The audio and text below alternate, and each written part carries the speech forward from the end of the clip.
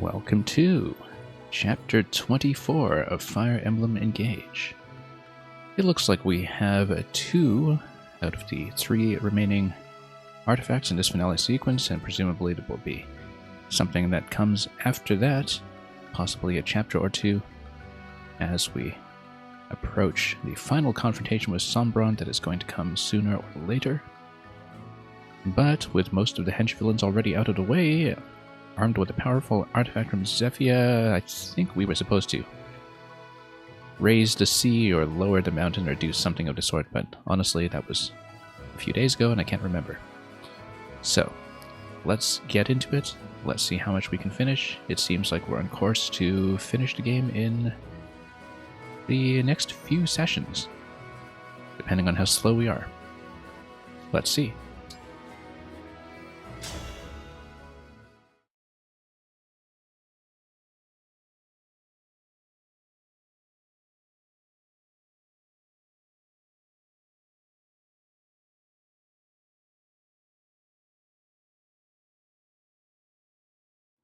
It's hard to believe that there was a mountain right here where this lake is. I sense a Fell Dragon shard here. Zephyr was telling the truth. She said the enchanted crystal would bring that whole submerged area into reach. But it will only last a few hours. Thank you. Okay. Here goes.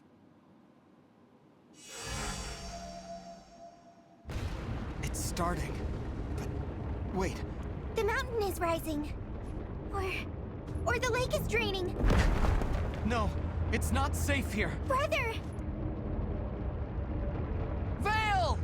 So what will it look like, and who will we fight? I must have been thrown far from the others. Don't tell me that I'm going solo. The lake is gone. The mountain is here. I guess the crystal worked. You there. Huh? Alternate aspect of oneself, I would think. How strange. Your face is my face. No. What? Who are you? Well, I sense an emblem. If you have a ring, give it to me. Father? Sombron. I collect emblem rings. I have been taught to do what I must to fulfill that duty. We are currently at war with the divine dragons. At war? Wait, if this is me, Zephyr's magic put me in reach of the shard, all right. I must be in Gradlon 1,000 years ago. You are mumbling. I will repeat myself. I'm sorry, but no. Your answer must be yes. I will be killed. Killed? One older brother was drowned. A little sister and little brother.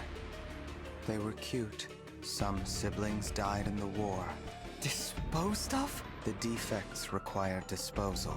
I collect rings to prove that. And when his wish comes true, what then? What will I...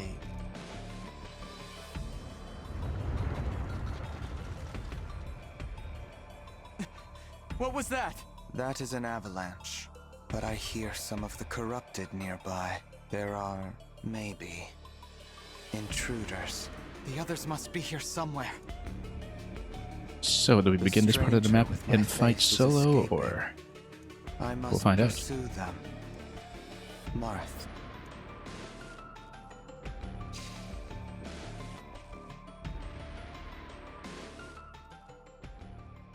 Looks like we will be facing off directly. Well, let's see, oddly reminiscent of one of the middle chapters in Fire Emblem Fates. The one where you learn to replicate power, but no, it looks like we are going to rejoin the party. Thank goodness you're safe. Brother, I'm so glad we finally found each other. I know where the Fell Dragon shard is. Unfortunately, we've been followed. Huh? All of you. Oh, I insist still that you tell alive me and at kicking. once exactly who you are. Although, yeah, this is her past self. Zephyr! Whom do you serve? Fighting the corrupted as you did back there. No one on our side has reported seeing anyone like this. What's going on? She did die. She doesn't look like one of the corrupted. Everyone, this will be a shock, because we are in Gradlon 1,000 years ago. What? The crystal was supposed to put us in reach of the submerged shard. but not by raising mountains or draining lakes. Believe it or not, I just met my past self. You're what? Oh, that I have found you. brother. That's Yes, red eyes, red hair. That's what you looked like when we first met. Zephyr, please step aside. Thank you, Your Highness. That will not be necessary. Also, that I sense the presence of emblems from them. They possess emblem rings? It is possible. Understood. She's going Okay, to we'll tell clearly have to find Sombron him. that we're here. Brother, I can't bring myself to hurt you. What should we do? Is that what you're trying to do? What if it was? No, that is stupid. We will fight. If you win, you break the shard. Then we can't avoid a fight here. Stranger with my face, you will fight me. And this emblem. Marth! Marth versus Marth. This is my emblem. You Now show me mine. yours. They'd never believe I'm an emblem. And it's best to keep that to myself. So, Marth! I'm here. You have a Marth too. There should be only one of each ring. Everyone, You would think the ready past self would have yourselves. figured this out by No matter now, what, we must destroy the shard. but apparently not, so we're going to get into a scrap.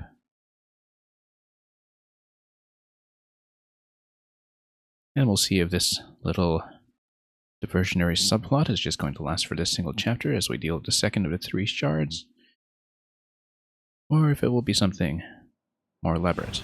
But let's see. Looks like a smaller map than some of the others, but that is just at a glance. Let's see. We do have the full party of 14. We'll probably just keep the same configuration as before. Notice from the objectives there is a time limit, 15 turns pass. That's okay, we've been playing relatively swiftly, and I don't think I should be too concerned about that. However, we will need to figure out our team configuration. Given that we are split into 3 squads, they can, of course, swap into each other, but I think we will have to take a look at who is going to be ideal for each lane. We have a bow over here with a ballista. That's something we'll need to deal with. Bow with a ballista as well, so we have to be careful of the flyers. Probably snipe them from afar. Lendabear. And that is a legendary bow. S-rank bow. We'll have to loot it off of him. Now, once again, very sniper-heavy map. On all 3 of the lanes, in fact. Because that's also going to be on a ballista.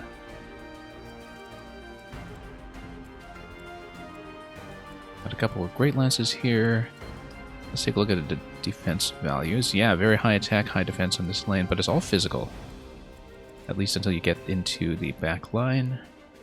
And we start getting into a couple of healers. So, let's check the staves as well. Make sure we don't have anything like freeze or trap that's going to get in our way. Looks like top lane is also pretty much all physical. With a lot of backup attackers over there, so once we get into Past Avatar and Marth, he's going to have the usual Marth weapon set, also a set of boots. And I'm going to have to think ahead to who is going to get that, given that I usually would prioritize putting it on my Dancer, but my Dancer already does have a +1 from being paired with Sigurd. So we'll see if we can actually keep things that way, or if we'll change things a little further from there. Possibly even put it on a Veil, because Veil is the one who we've been pairing with Byleth, and who very often needs to get in position for the Goddess Dance. So,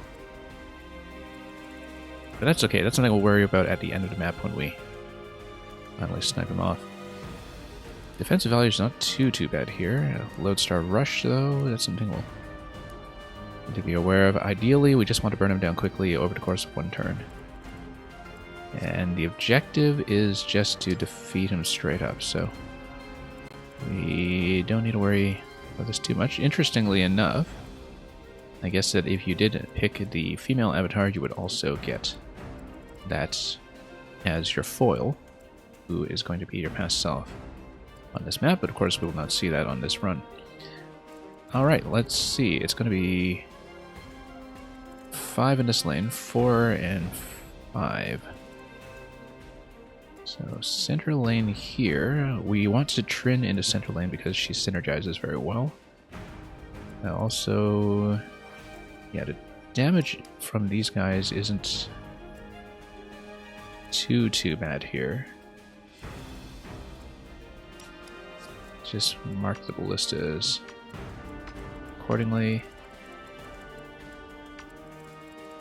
Yeah, we definitely want some magic attackers here in the center lane, just to nuke as much as we can. And so that will probably be how we focus things. Physical attackers in the center are probably going to be fine, just given the numbers that I'm looking at here. So, as I was saying before though, let's find... where are we? Yeah, so Trin and Selka, we'll put them here for now. We'll stack more magic attackers down at the bottom, so... likely going to... yeah, definitely Fatigato with the Radiant. Because he can get within range for a bunch of attacks. Maybe even here, yeah, he'll be well within range of the first two. And then... Yunaka, I think we're actually going to put her in the central position. And we definitely want Louis in this lane just because of the very high attack values that are going to be coming in. I'd probably put him up front like this. Though, we'll have to see how we can get within range for the rest. I'd probably put Ivy down there, in fact. That's one of our main attackers. Possibly even here. Ivy is able to reach from this location. Yeah, that's fine, except we need to deal with the bow, of course. And we'll probably actually want to double up on the bottom lane in terms of attackers. So we basically would have maybe not Anna because she's just usable for the Radiant Bow there. We'll want her top lane actually because there will be flyers coming in. But if we have somebody like Marin who's fairly adaptable, maybe somebody even more powerful than that, let's take a look at their speed values. Relatively low. And then the idea is that we're actually going to put Veil down at the bottom and probably use Goddess Dance on the first move to just get everybody to push immediately. And then we might not even use Louis there because the idea will be to just blow through the front line as quickly as possible, and then we'll have to soak an attack from the Corrupted Worm. Yeah, because then we can have Louis up in the top lane instead to start tanking some of this stuff. In which case, we need to think about how we're going to fight up here. Alternately, we use Jean in the top lane. But anyway, 67 and 12 resilience, so 67. You would need 34 damage apiece for these guys. We can probably do that. Also notice that these are going to be Fell Dragons once again, so the type effectiveness will be a factor. Yeah, maybe we should actually have Citrin down there as well then. Even though she's got the S support up here, it's probably more useful for her to come down here.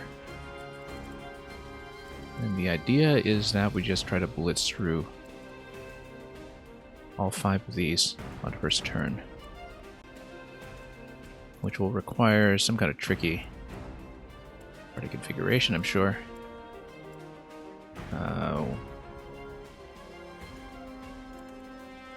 Yeah, because you probably can't stand here. You'd have to go like here, here, here,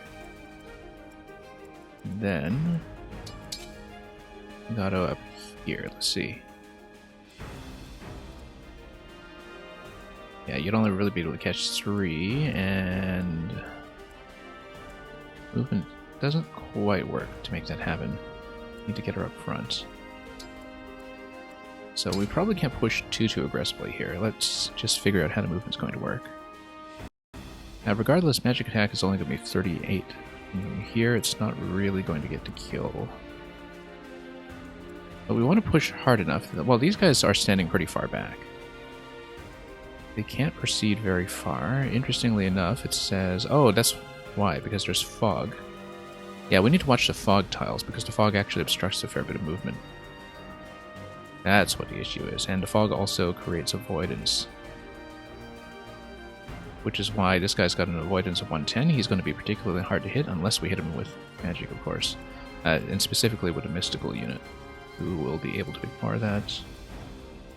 So probably do want somebody like Pendreo in there. After that, we can use the Warp Staff and just drop a whole cluster up front.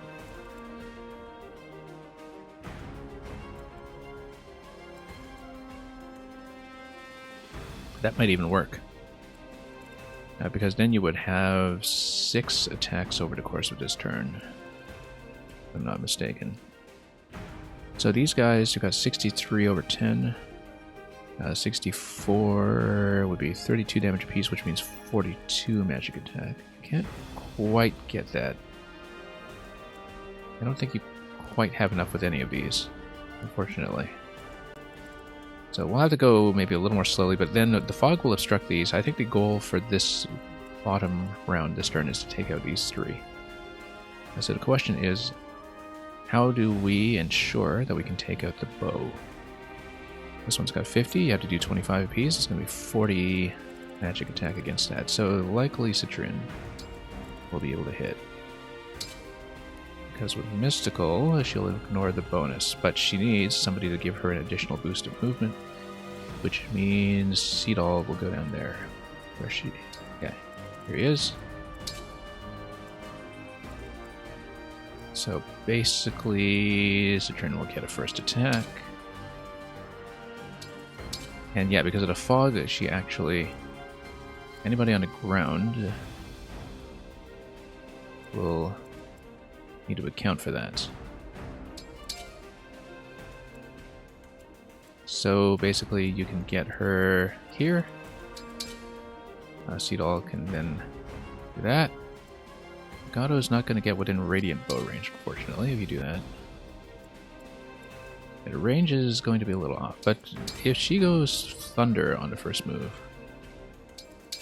maybe that's still doable. And even so, with defense 18, the standard longbow could still do something useful here. It's going to be 29 attack against net, so it'll do 20 something. That might still be good. As long as we can get in close enough to hit the bow. So if that's the case, then rather than having some kind of big super tank up here, we'll just bait these guys into the next turn. We need to make sure we have somebody who's on heals. And so probably put Andreo down there instead, and then we have an extra spell attacker if necessary. And the idea will be to take out these 2 quickly, and then another one on top of that. To watch that fog movement.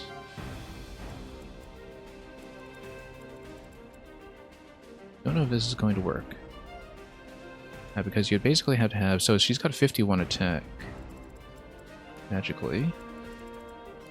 Right? So she should be able to take this out immediately. Oh, and she can canter back, and canter back allows you to get Seedall to double her up. Okay, so that's fine, actually, because then you take it back here. She can attack, pull back 2 spaces. Seedall can come up here, reactivate her, and she can get in there and take out the bow. Maybe, although I'd be a little worried about the hit chance of that. Maybe that's not going to work. Yeah, let's leave him up here just in case. Yeah, because the whole idea is that we need to... but she has L-Surge. L-Surge will get 100% hit. 48 attack against 15. That's going to be 33, 33. Yeah, she'll actually take it out, so that's fine then. We'll go Seedall, Ivy, and then Ivy should be able to take it out completely. Which means we might not even need Citrin here.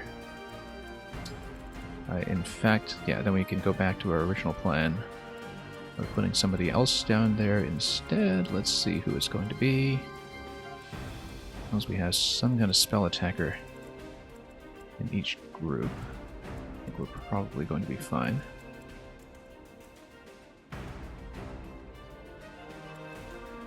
Yeah, these guys are pretty tough either way.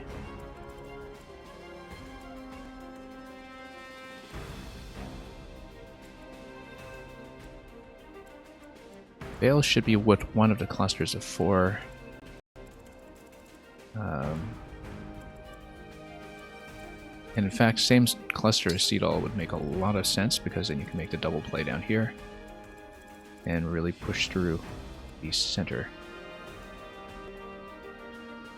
So now let's see what the first turn here is going to look like. We need to make sure we have some kind of heal in the middle. We do have Jean, and we do have Citrin.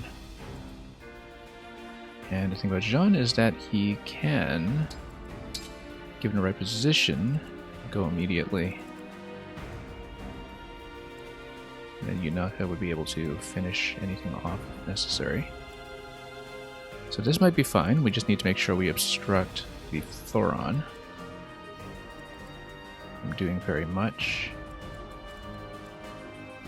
I need to snipe that off somehow, possibly with a fire unit instead. But yeah, Jean should be able to burn anybody down immediately. So... and Citrin with 52 attack should be able to take out any of these guys, except they're very fast. Actually, the speed advantage is an issue here. Speed 31, we cannot actually count on doubling them. So we should, in fact, have somebody like...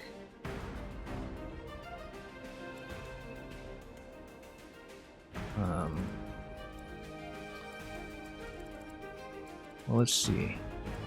Wow, look at that. Physical attack with this S rank X. 72 attack smash weapon. We will need to deal with that guy for sure. Luckily, not too much of a defensive stat on him, and vulnerable to weapons anti-corrupted. Okay. Yeah, we will need to be extra careful with that one. Tells me that Jean should, or rather, Louis and Ike definitely need to be on the top lane. And he'll just come in and probably just attack the first 3 attackers. Attract the first 3 attackers, but then we have to be careful with the blade weapon in case he gets pushed. Both blade weapons, in fact, would push him.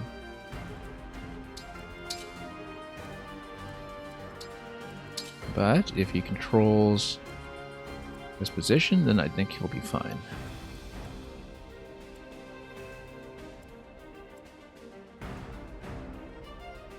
And yeah, we probably can't play too aggressively here.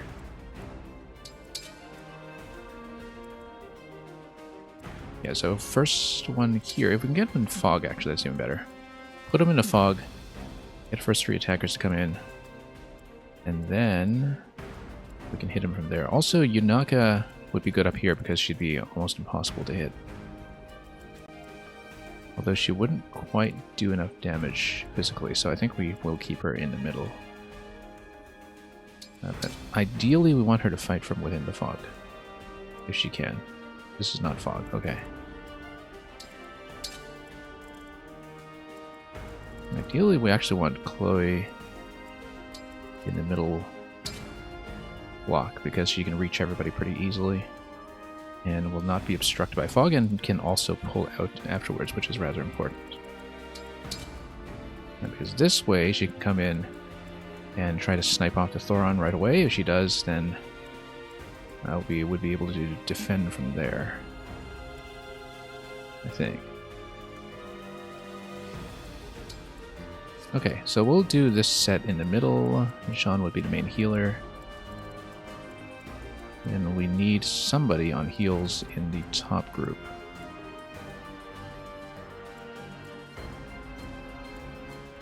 Because right now we don't have one. Do we?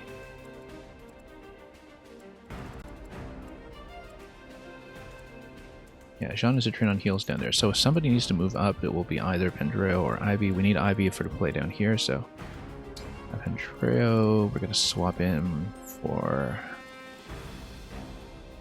of these. Let's see. Probably Marin, actually. Yeah, because then we have a versatile magic attacker down here who is able to hit things. Very important, being able to hit things. Okay, this should be fine. I think this setup will work down there. Be a big center push. And then up top, basically Louis comes up here. He might even go Ether right away. The main thing is that we don't want him to get pushed. If he does get pushed, that's okay. We just need to obstruct as much as possible.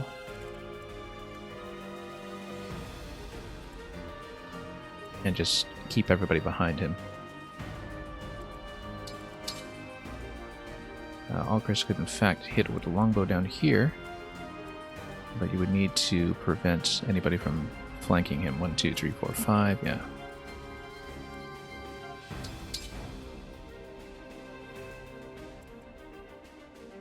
Yeah, that would be a little too dangerous, but that's okay. We'll just keep everybody in the back. We'll have a whole bunch of ranged units here, 2 bows. It's a little fragile, this group up top, but I think we can manage. Now with that, I think we're probably set. Let's just do a quick inventory check, which took way too long as usual for the setup phase.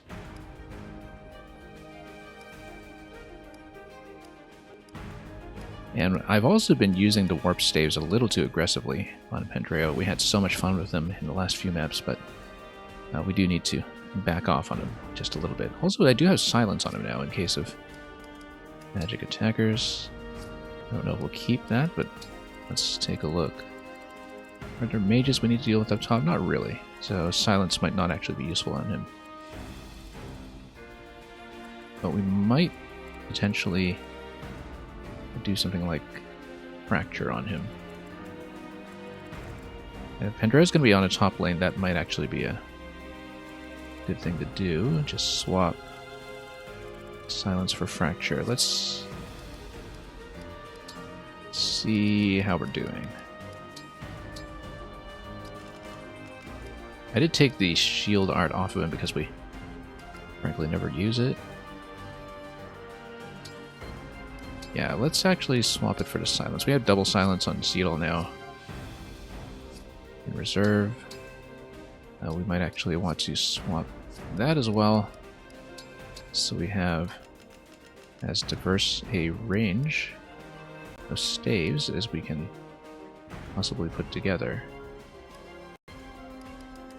Maybe something like Fortify on him just in case.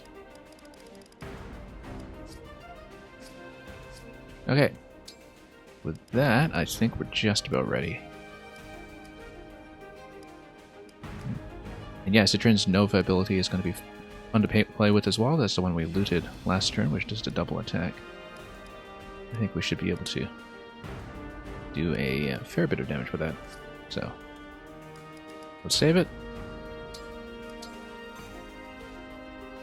Let's do one last check, because I am a little light on physical damage on the bottom row, but that will mainly be an issue once we get up to the mages, and I think we can deal with that. We have enough alternatives between Marin and Fagato to switch back to physical damage. So, let's go. And one final thing. I'm just going to check the staves. Make sure we don't have surprises. A lot of weapons that could push us. That's one thing we have to be aware of. Okay, just physic on those. That's not too bad. And we'll worry about Marth's abilities once we get closer. But yeah, we'll have to do slow push in a top lane. Try to go quick on the bottom too. And I think that's the way to do it. Okay. We just saved, but that's okay. We'll do it again and fight. I make avalanches happen. So what's the environmental factor here? Ah, there it is. Wow, okay. We've been pushed back! That spoils the first turn plan there a little bit. That works. So, in 2 turns, an avalanche will strike the lower mountain path. We have to reach the shard. No damage though, it's But just at a this push. rate, we'll get nowhere fast. If an avalanche starts near you, take shelter. Stay safe until you can proceed. I guess you can take shelter behind the rocks, perhaps. If you're behind the rocks, maybe it doesn't push, but I don't know if that's true if you're a flyer. Warning will indicate where the avalanche has strike. Boulders and enemies behind you, okay. Alright. So you need to get in front of the rocks.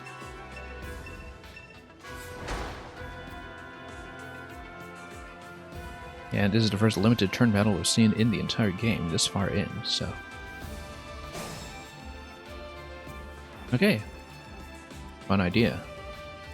Let's see if we can make it work. So, as I was saying, we wanted Ivy to hit and pull back. I hear you. Up here. It actually doesn't do as much damage as I thought because she didn't have the speed advantage I thought she would. Which is a big problem. Because that does spoil the original plan slightly. However, I love it. what's the speed on these guys? 21.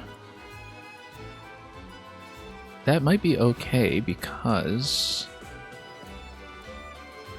we might be able to follow up on that regardless. Understood. So, just take a look at what we are dealing with over here with 11 sword. That also breaks them.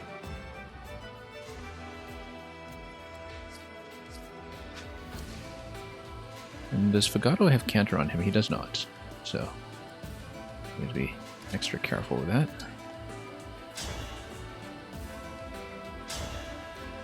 Radiant Bow.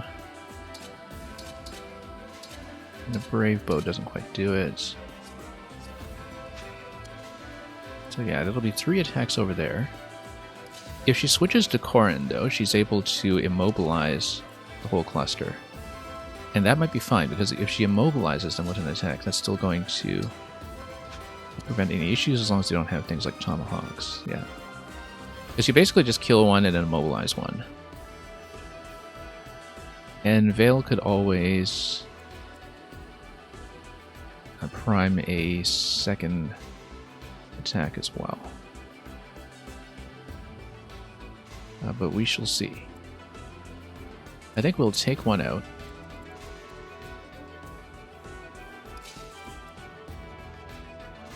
Yeah, she absolutely does need to hit this guy. And I was hoping to do it with the L-Search. First of all, let's mark ballistas. This is really important. Ballistas must be marked. Yeah, I should have checked the speed here, because the speed 21 actually does spoil this slightly. Unless we can find a better way to do this. Yeah, she should have actually had a separate position here. It was stacking up with Vale's position rather than being on a bottom lane. If she was just in a middle lane, I could have just come up here with... is L Surge any faster? It is slightly faster by 1 point, and it would have done it. So this little quirk of positioning actually spoiled the whole attack. That's too bad. The stage is mine. That's okay. If we use Corrin to immobilize, I think this attack will still work. Or if we do something that would potentially land a crit against these guys. So Peshkats, for instance, has a 54% crit. If it actually does land the crit, then that guy gets taken out completely, and that solves the problem. If it doesn't, well, then she's going to take a ton of damage to the face. Yeah, so she's got 51% crit, so one of these attacks will probably do it. If it doesn't, then it doesn't. If it's an engage, that tilts the stat slightly in her favor, but not by enough, so we'll do it like this. So we'll see if she lands a crit, and that will be how the attack goes. It's a risk, but I have a backup plan if it doesn't go. Oh, it doesn't go. Yeah, it doesn't go well at all, actually.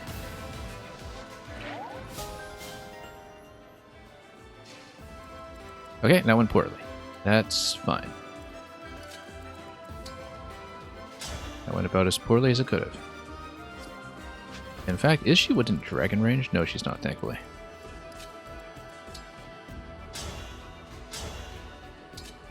We will just get Fagato to land a finisher.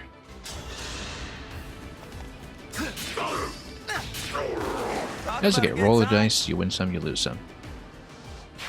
Just need to make sure that she gets healed up on the next turn. Now what if we get some support over here? Can I potentially kill? Not quite. 88% hits. We'll definitely need to immobilize it.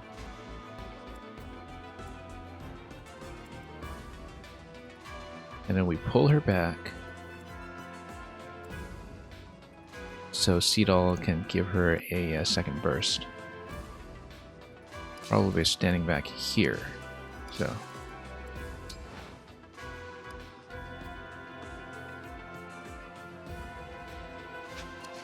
let's just make sure we know how the position is going to work, because yeah, if she hits here with L Surge, then she pulls back over here 2 spaces. So I'm going to land this first. We will engage.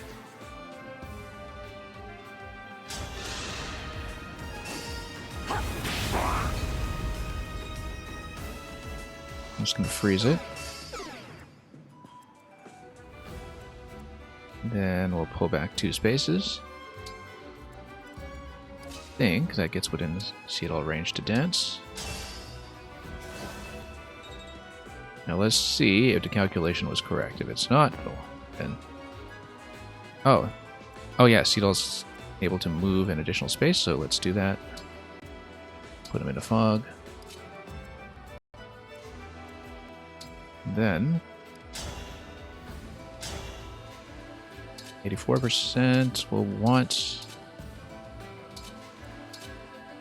L Surge here for the 100% hit. And it will pull back 2 spaces.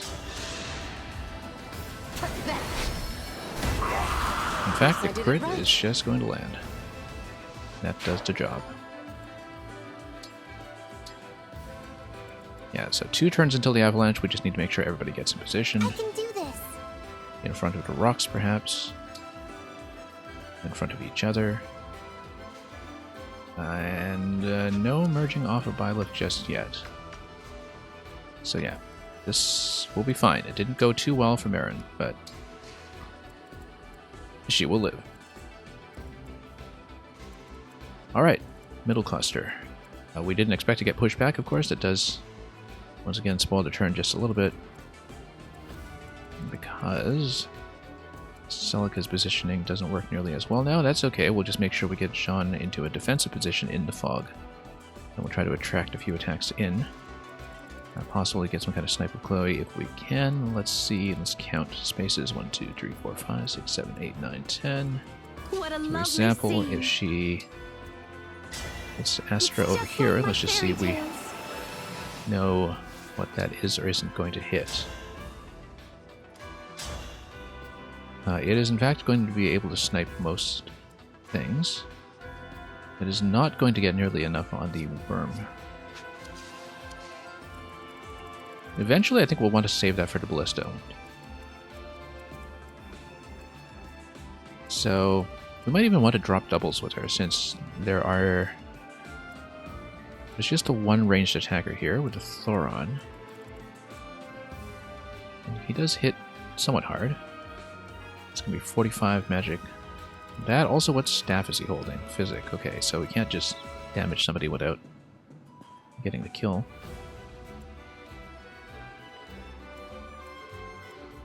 We also have the possibility of using Warp Ragnarok on Celica if we really want to reposition her, but I think we'll want to play it safe. So Shielding Art is going to be Defense 31. We'll put him in the fog. And probably just tank whatever's coming. Yes. Yeah, put him in the fog. Possibly even put a chain guard on him. Because then we can even pull back with one unit. If we need. In fact, we could even drop doubles here. Yeah, because against Resilience 25, Thoron will not actually hit for too much.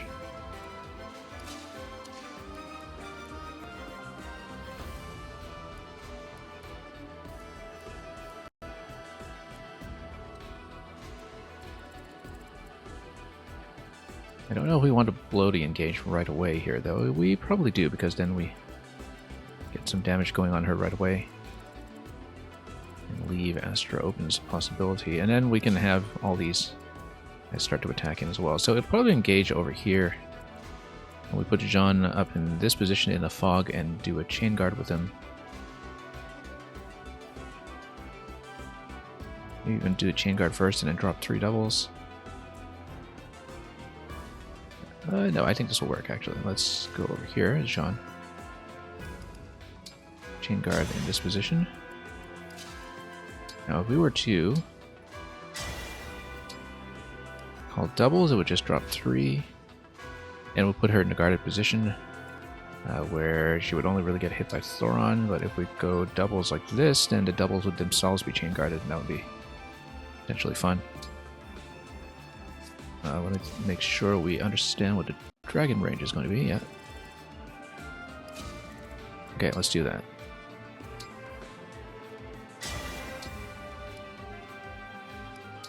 We'll make sure we have a bow as well.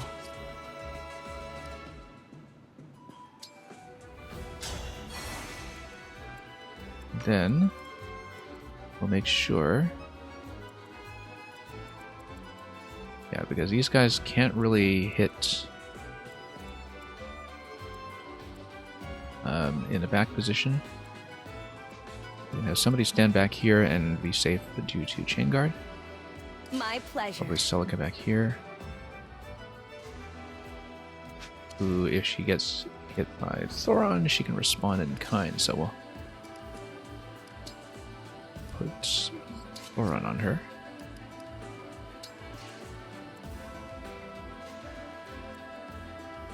Then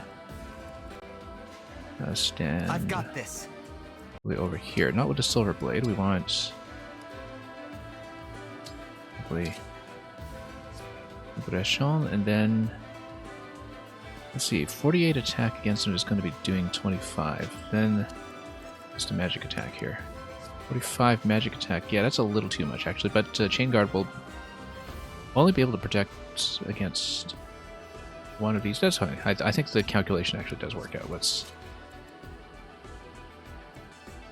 do it here. Or we can just put him here with the S support, and I think that will work as well.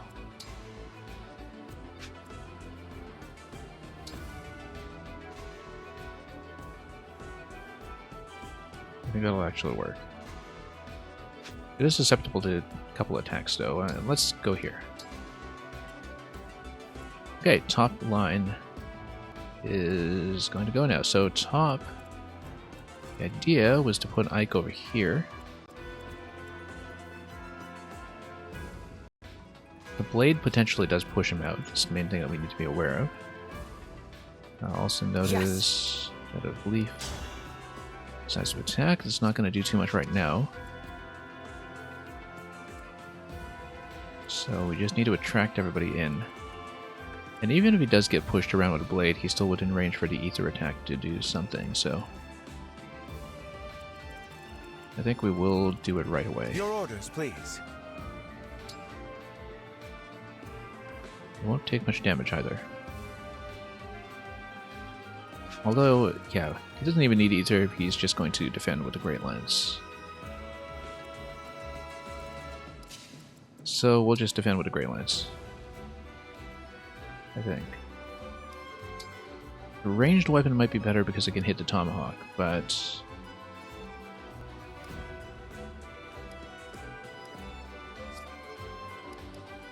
let's maybe maximize the avoidance. 24 and speed 15. Yeah, tomahawk's going to hit pretty well. It's not going to do any damage, so it's actually going to be fine.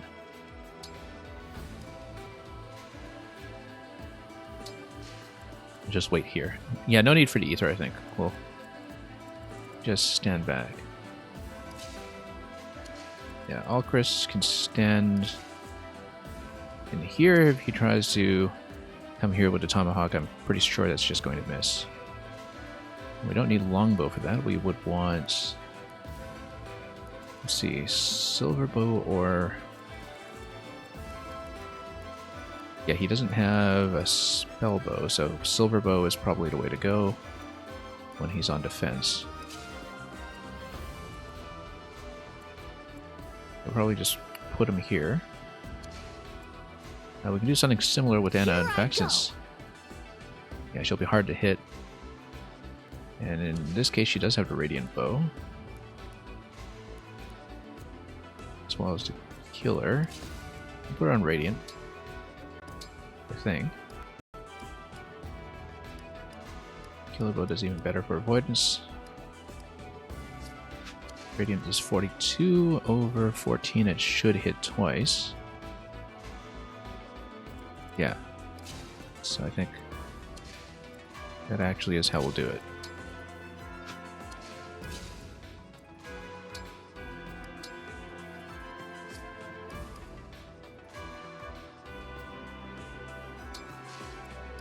We'll do something similar with Alchris. Put him on silver. He's probably going to go for Alchris since Alchris doesn't have the speed advantage. But we'll Let's pray. not be able to chain guard with this guy, but we'll move up and see what we can do. Let's go! Yunaka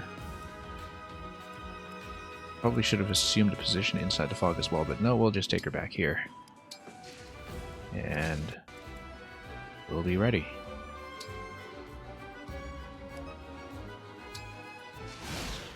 Let's see what happens.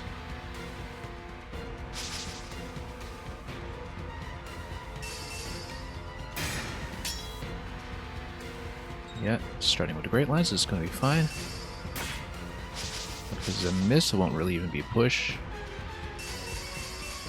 Now, 3 backup attacks. We really should have saved points to put the pair up ability on Louis to give him immunity from backup attacks, because he's more vulnerable to backup attacks than he is to anything else. Unfortunately, I didn't have the points remaining to do that, so... Okay, so a lot of those are going to start to get eradicated on Chloe's defensive line, but it does draw everybody in. Oh, reinforcements. Let's see who we're dealing with here. Yeah, more blades. That's okay. We'll just keep pushing. 15 turns. There have hardly been any maps at all in this game that have taken 15 turns. I really don't imagine that will too much trouble here. But let's start with the bottom lane and let's see how we're going to do. So these guys are going to try to wrap around the top side. Must keep my cool. We know that the spell weapons will do pretty well, although not completely. We know also that we need to stay out of range of the worms, and probably these magic attackers we'll need to watch out for as well. But we can also immortalize entire clusters. So for example, if we go here and just hit this guy, Corrin's power is actually just going to freeze everybody. And she'll even be able to pull a little further out of range. Although, of course, we don't want to pull towards the ballista, that would be a disaster. We also know that previously Ivy was able to do pretty well against this. We just need to put her on the appropriate weapon.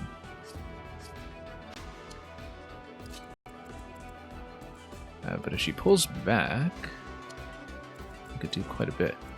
Anyway, Veil and Violet, let's see what they can do. Veil is going to just be able to kill... Oh, almost. Yes, Obscurite is going to hit that for 100%. It will just be able to destroy it, which is great because she can probably just take the top line by herself. With Resilience 30 against the magic attackers. We'll probably just need to freeze the worm after that. So yeah, I think this is how we're going to do it. So let's make sure we don't have problems with the top side, of course, because this guy could always come down and cause a bit of a nuisance. But that's something we have to keep in mind, is that we will hopefully be able to take this one out, unless they come down and do any damage of its own. But this is probably the best way to go. Obscurite. Because it is an anti-corrupted weapon, isn't it? I think that is the property that we're taking advantage of here. Also, notice that the avalanche is going to push her back at some point. That's also going to be a consideration.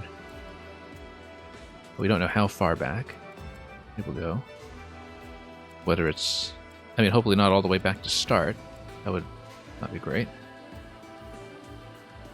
There's just a few spaces, that's fine, but if not, then we could be in for a bit of a problem. However, if you double her up, as I suspect we will... Oh, she's also got Canter. Yeah, I think we'll probably use Seedal against her. Also just put her here for the time being. We'll probably use Seedal on her, but we'll pull her back here for the moment. That's actually useful to know, because it means that she could tuck in under some rocks if she's attacking into the other one.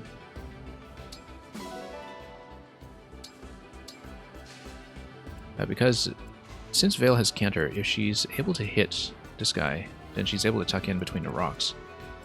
Main thing is that she's able to take damage from one of the worms without being taken out completely, which is why we increased her HP pool. The thing we were talking about last map with giving her HP plus 7, because that's actually going to be useful against these guys. However, obviously plan A is to try to kill it. For example, with the Killer Lance is not going to do nearly enough. Indeed, I think we will need one of the bows. Killer Bow... Yeah, none of these do very much, in fact.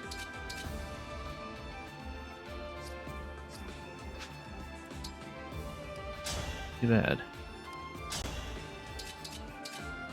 None of these attacks are going to do nearly enough. So she can't quite do this by herself. We'll need probably some additional firepower down here. Warp Ragnarok is something I should consider. Because it is anti-corrupted, so for example, if we engage... Emblem, engage! Warp Ragnarok might be able to do a fair bit. It'll take it down by about half.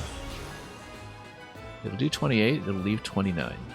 Can we do 29? And it'll do 29 without receiving any damage, which is the important part here. If we can do 28 damage after that, that does 26, it's not quite enough. And we're in good shape, but I don't know if we can do it.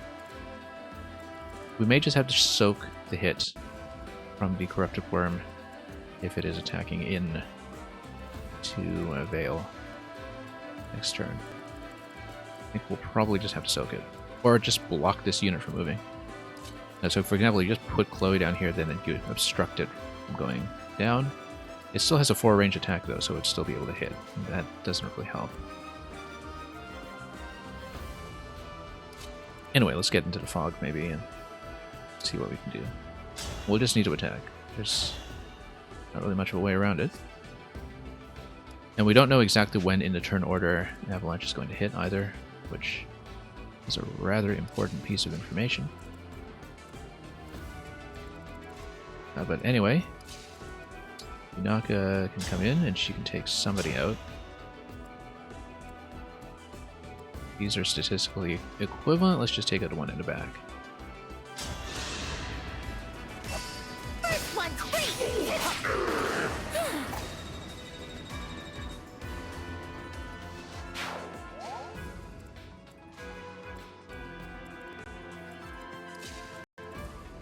Okay, Alchris won't do much over there, but Anna may be able to.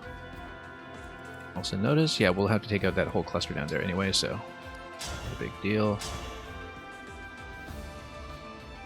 And she'll be able to take this out with alacrity before anything else happens, so... The only thing is... Yeah, do we want the worm to come in? We want a heal available for Louis, so let's not use Vendreo just yet. Alchris will probably just kill the other foe.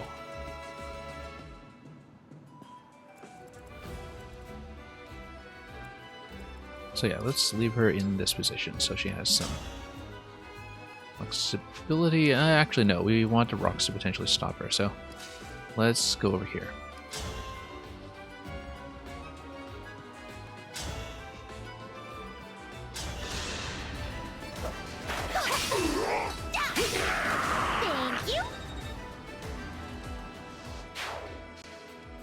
Okay, that's fine. Focus and leaf over here. Yeah, we'll stack over here so we're potentially backed against the rocks. I mean, there's no avalanche coming in this lane this turn anyway, so it doesn't matter too much. From me to you! I'm still alive?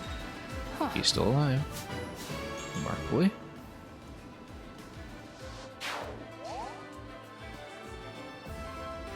And then if Louis is going to come in, that's actually going to do a fair bit. If he engages into that, that will reduce a lot of the incoming damage as well. We'll need to heal him up first, I think. But this does raise some possibilities when it comes to taking him out. Let's heal him up first.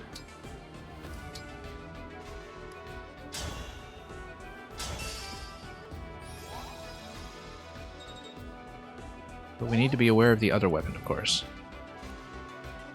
Ukon Vasara. Smash weapon is going to deal a 2-space push. And against Louis, it's going to deal 22 damage, so we need to be aware of that in case there's some kind of big response from this guy. If we go engage... What do we have? Ragnar, that's not going to hit. Not well enough, anyway. Then I think he's actually going to be able to survive most of this. And then if he's on a sword, it makes sense because then you don't have a break from the axe either.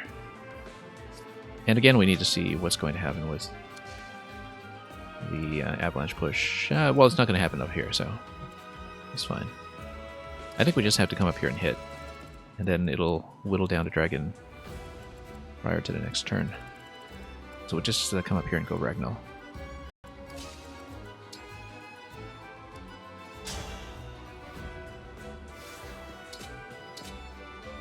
Yeah, definitely Ragnall so we avoid the break. There's a 13% crit on this too, so, you know, a lot of probability that we might just No sympathy from me. have the problem solve itself. With no need for sympathy either, so... yeah, it's going to be something like a 2-space push, but there will be damage reduction from the engage, as well as a weapon advantage, so I think we're probably going to be fine. Down here, we need to figure out how to take out this cluster, and might have to leave the worm alive, although who knows, because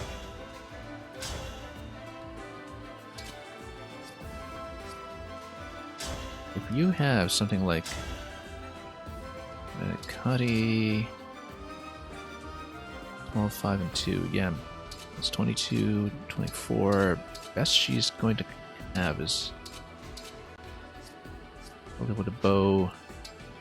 That does how much? 26, and she'll take damage, but only if she gets hit at a rate of 31%. So.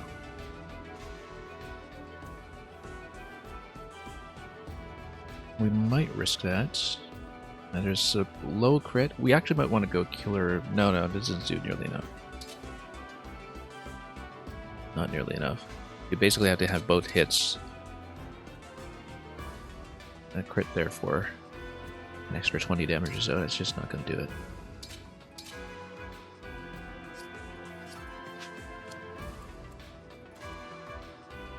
it. If, however, you have some kind of engage power.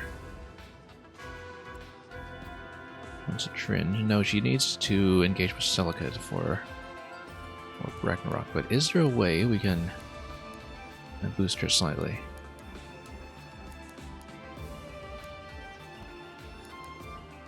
Yeah, if Corrupted attacks the unit, then... Okay.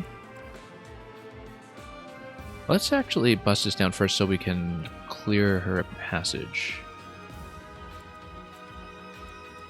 34 HP here. We should be able to destroy most of this. Stand in the fog. Blade will do some damage, but only after you take a hit first. That might be a little too much. I think I'd rather not.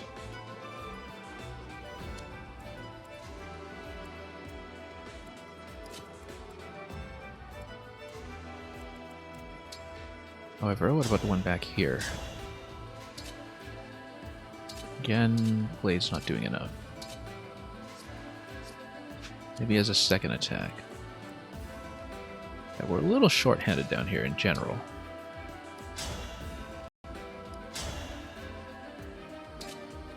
Flashing Fist is going to be pretty good. But we may want to stay on shielding.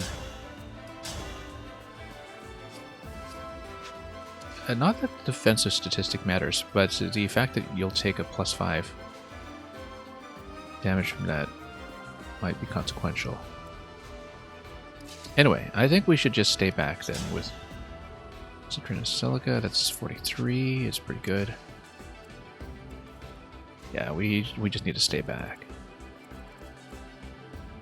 Make sure we know where this guy can go. The fog is going to obstruct him slightly. That means we can come in pretty safely.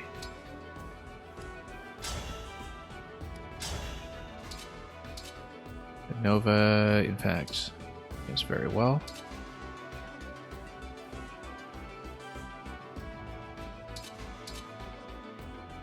Yeah, let's just go like this. Speed advantage is a major issue here, as you can see. a major issue. Now we have to actually kill these. Which means we may, in fact, have to use the blade attack. And if I take damage, we'll just have to go with it. This time, victory was Now it mine. has become urgent to nuke everything.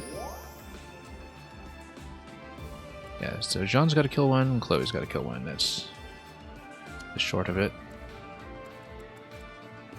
But Chloe will have to pull back after that. But she'll get it. It will, in fact, be more than enough.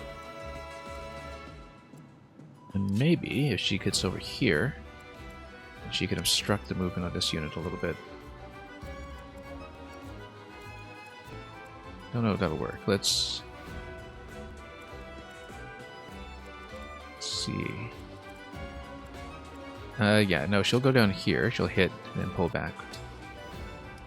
We don't want to pull back too much because we are under a little bit of time pressure here.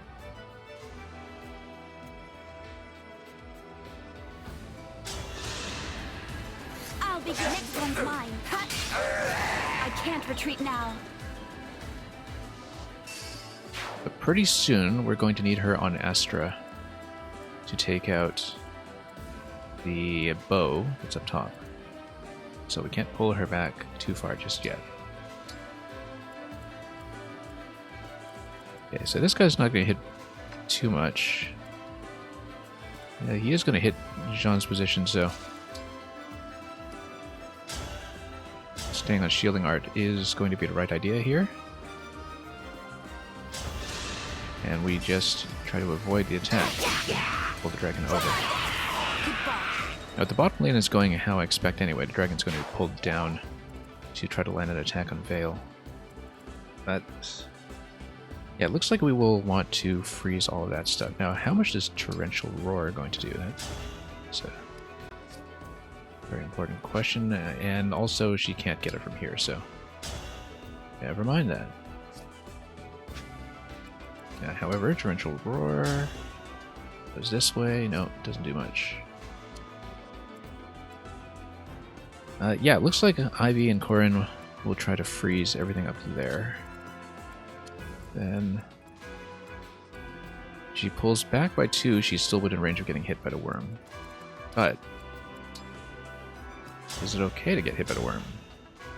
Yeah, not quite okay, but if you can't walk back too much, and if it's frozen in position actually, then you can guarantee some kind of face-off with it afterwards. You're going to do 17. And yeah, it's going to do quite a bit. So let's see, he has 39 and 17.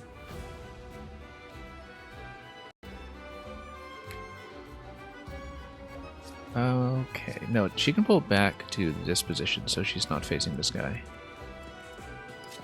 Then she'll be able to hit back. So we'll stay on Bolganon and freeze the cluster.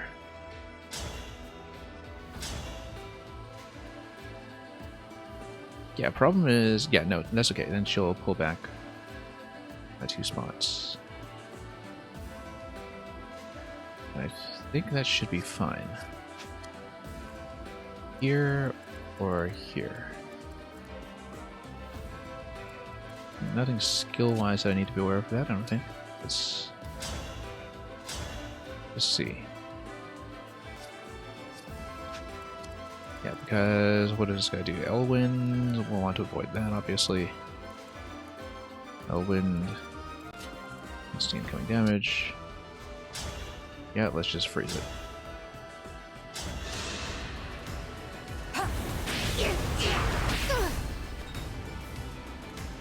Chill it.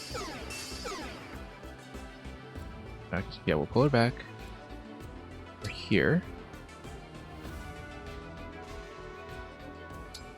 And the Avalanche might push her anyway, so who knows what's going to happen. Aaron and Roy, I think, are just going to go back here. And we'll break this guy. That will do fine. And Fogado...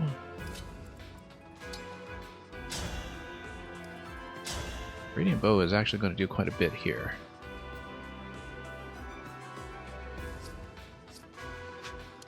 Which means... yeah, we'll want to reactivate Veil regardless. But we might be able to pull her back into a good position. If she's attacking from down here, we'll pull her back by 2 perhaps. It'll be within range of the worm though, so regardless, she's going to hit by get hit by somebody, I think. Anyway, let's grab Marin and Roy.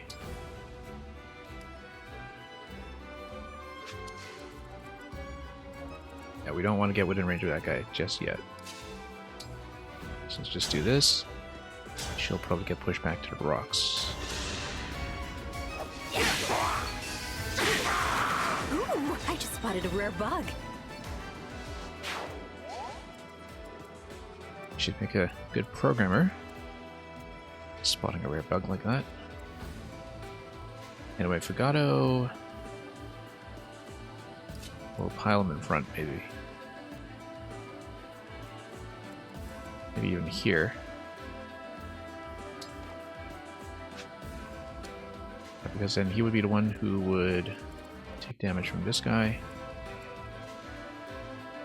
Although, yeah, 4-range attack, that's going to be something we have to deal with. We'll just have to hope that it decides to attack one of the doubles instead, since the AI should usually try to target those for kills.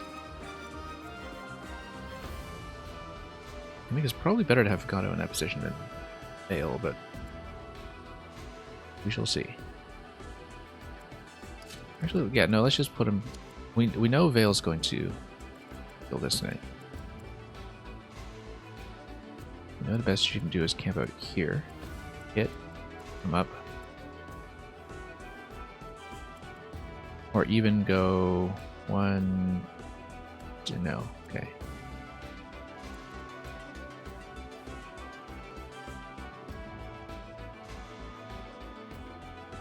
Maybe even pile both of them in here. Because even if the worm decides to attack one of them, that's okay. She can probably hit back. Get mob it next turn.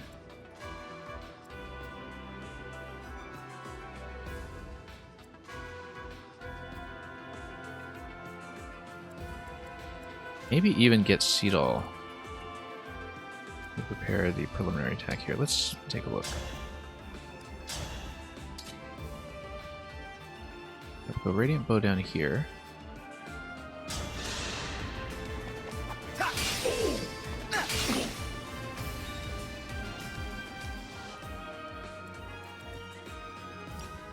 Fog stops your movement by how much? Well, let's see. I go Seedall, Sigurd over here. Dance. And we're gonna pull him down. Like that. We'll see how the avalanche is actually going to work. Dale's going to come up here and get the kill. Yeah, because it looks like she's got 5 moves at 1, 2, 3, 4, 5. It looks like it's just 2 movement through the fog.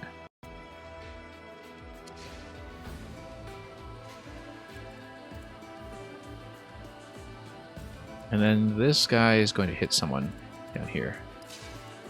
But we'll deal with it.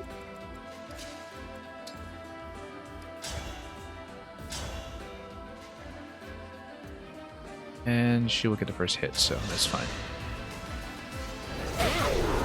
Worst case, she gets hit really hard.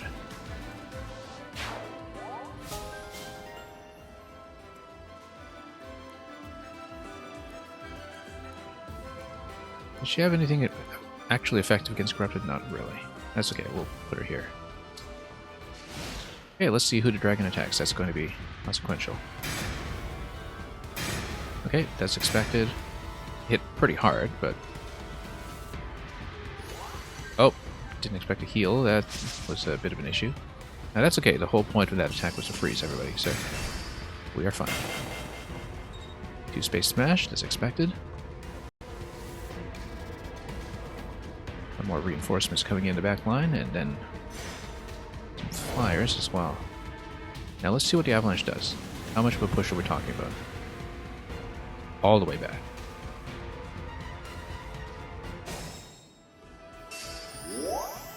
And in fact, in the case of a flyer, she goes on the rock. Don't concern yourself. That's okay, because a Thoron will actually kill it. And it will hit for 100%, which is great. Problem is we have nobody to heal her. And we'll need to take out these 2 down here, which we can do.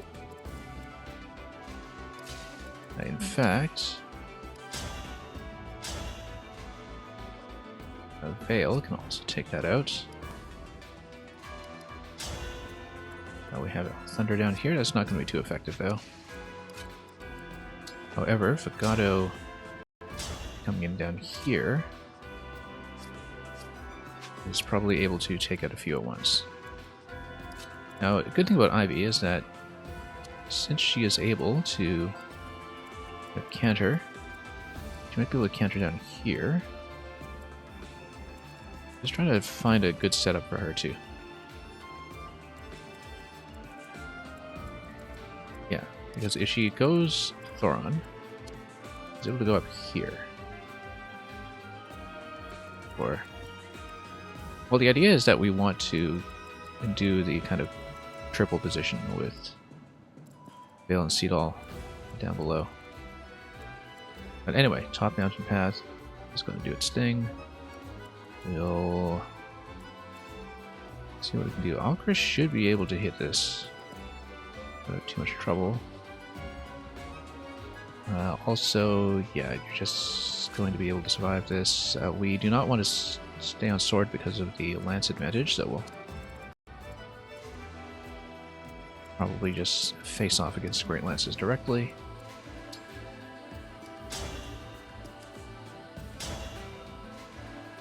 Yeah, that's just going to hit. We'll also see how these weapons do. Brionac is pretty good, but we'll switch to Great Lance.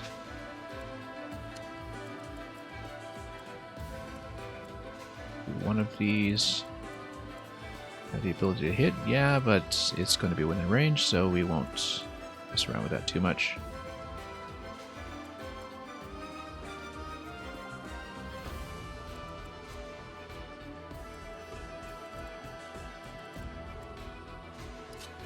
Attack, yeah, best thing we can do here, I think, is just attack. And then, yeah, I really don't see a problem with that.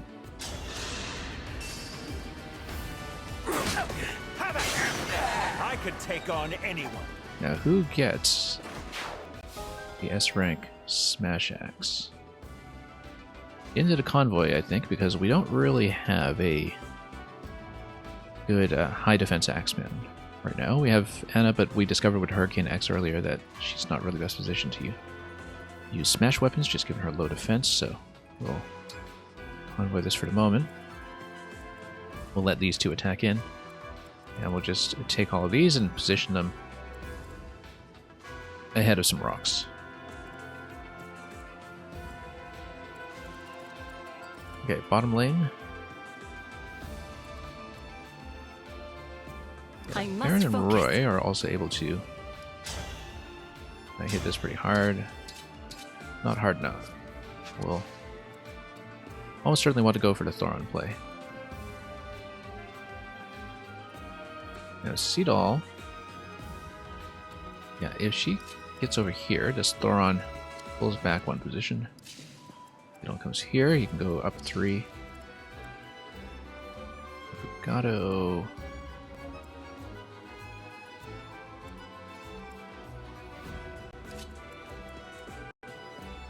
Is really just able to hit either of these.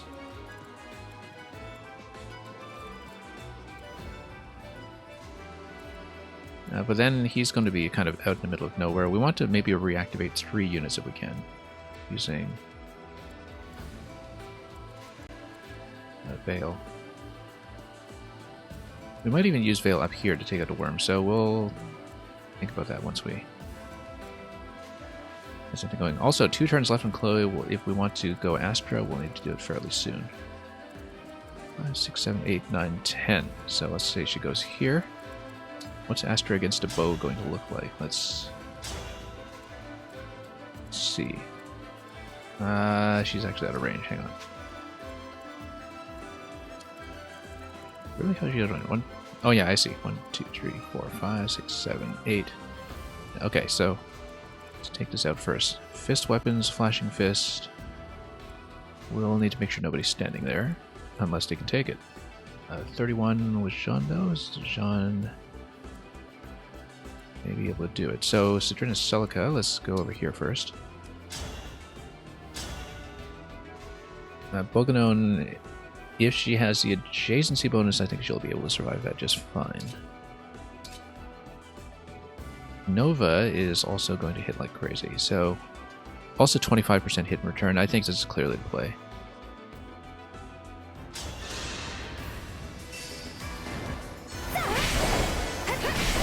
We need to heal her up with Jean, we'll just heal her. Right? Please forgive me. We did pretty well. Quad attack. Then, if we can get up here to see how much damage we can do. Oh yeah, I think that's still out of range for Astra, so we should actually just... unless we can get some kind of push on her.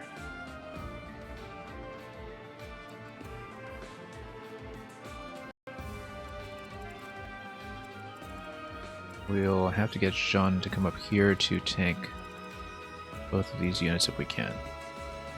And they'll likely be chain guarding each other next turn as well, so we'll need to be careful with that.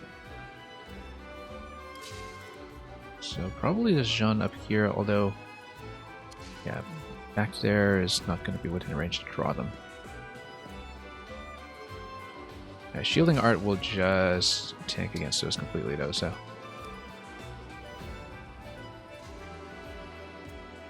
We'll even put Chain Guard on him since no reason not to.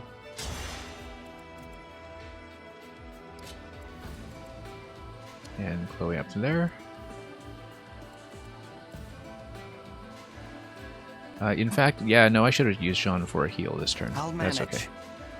He'll manage.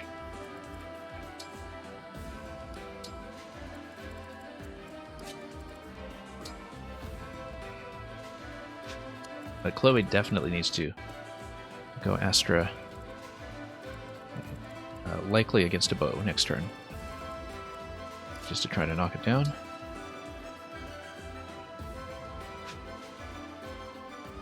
Yeah, no, we'll keep things as is.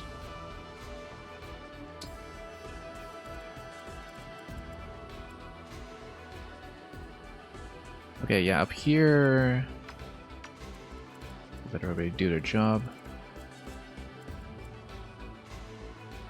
Down here, we'll go for what we said we would earlier.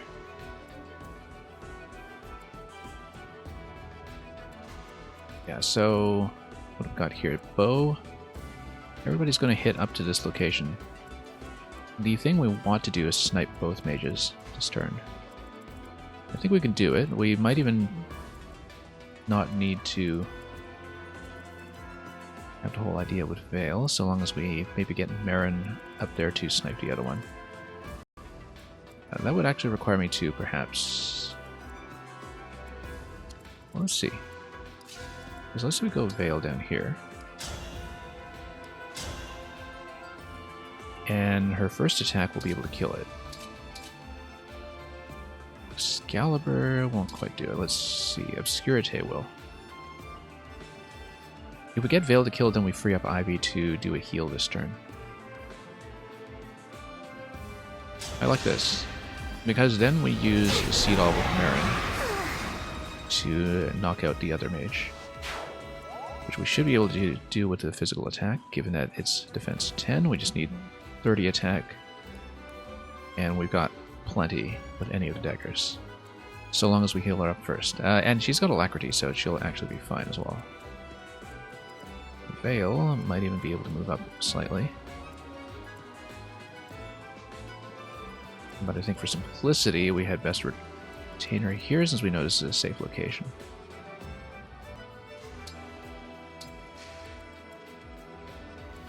Okay. So, Marin and Seedall. Marin goes up here. Ivy goes here and heals her.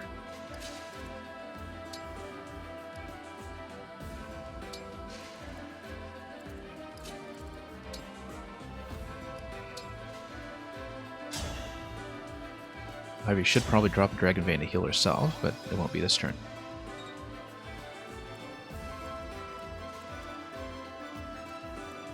And we plan to kill both of these, so we'll move forward.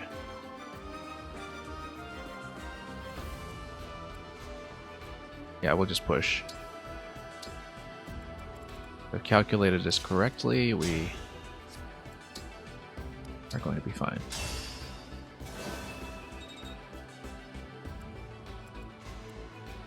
Seedall can't really move up any further into the fog. Best to keep him in the same position then. I'm your knight to command. Aaron and Roy, as long as we give her a physical attack, should be able to take this down easily. None of these will hit. I'll just make sure Fogado can in fact get the kill that I thought he would. Yeah, he will.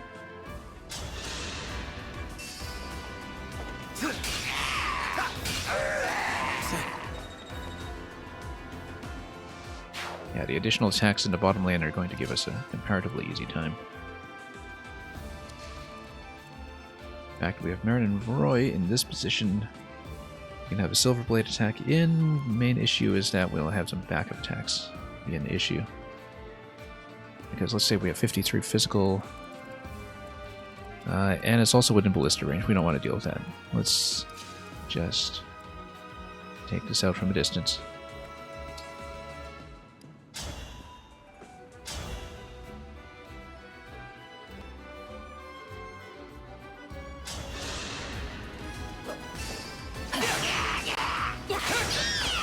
That's how a knight does it. Okay, everything looking fine. Now, let's try to get everybody up in position, probably in front of these rocks so they don't fall back too far. Louis can just take the top by himself, he's going to be fine. And we don't really need any heals here, so we'll just pile everybody over. Yeah. Well, Chris over here.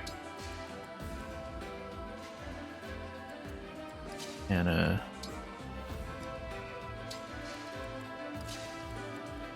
Pendrio up front. And Yunaka, we'll put her behind for now. Maybe a little further up in case we need to get her in front of some rocks. Actually, no, if we're getting her in front of some rocks, we've got 5 movement. 1, 2, 3, 4, 5. No, not quite. So let's put her back here.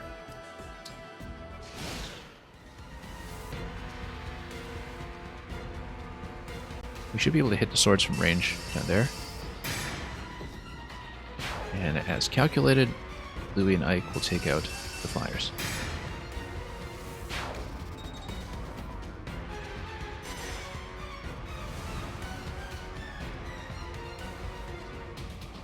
That's a lot of reinforcements being called in all the alternating turns. We'll just need to be aware of that.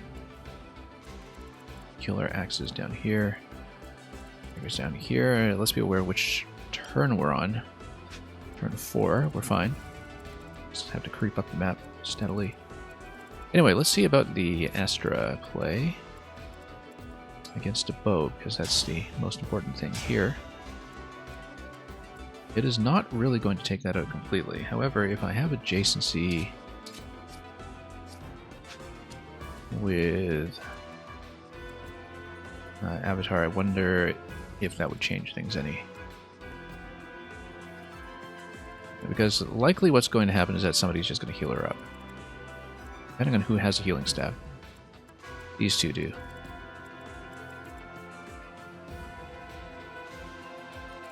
So possibly we need to stay out for now and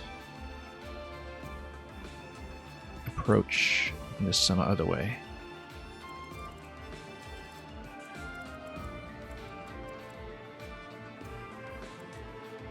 Yeah, likely Jean will come in and just try to tank some damage immediately, although we need to watch out for this 66 damage Great Axe. This guy, it's a little bit hard. Also notice that the fists aren't engaging because they know that Jean just cannot be hit.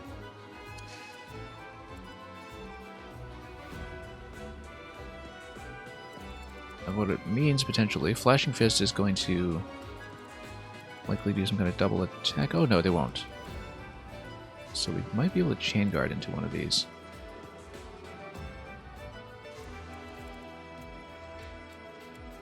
But I think Jean should actually land a heal. And land a heal in such a way that gives me within 10 range of 1, 2, 3, 4, 5, 6, 7, 8, 9, 10. Yeah. And we'll see if Chloe can actually get enough of a buff off of Astra to hit here. I don't think so, but I don't quite know how the Astra calculation would be affected. So, likely, Avatar here. Switch out a blade again. Just for a moment.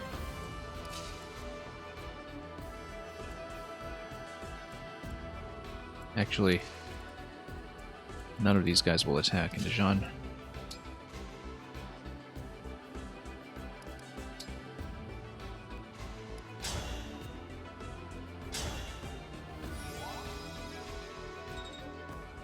So perhaps we're creeping up a little slowly. I've used the lines to indicate who's going to attack in. You can see that he will not be targeted. Now let's see if Chloe can actually get the kill. If she doesn't get the kill, really what's going to happen is that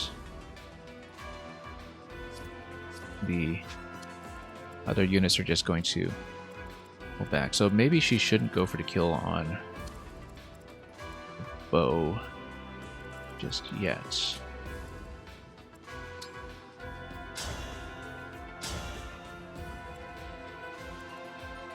But there isn't really a good natural candidate for Astra other than that. Pull her back for a moment.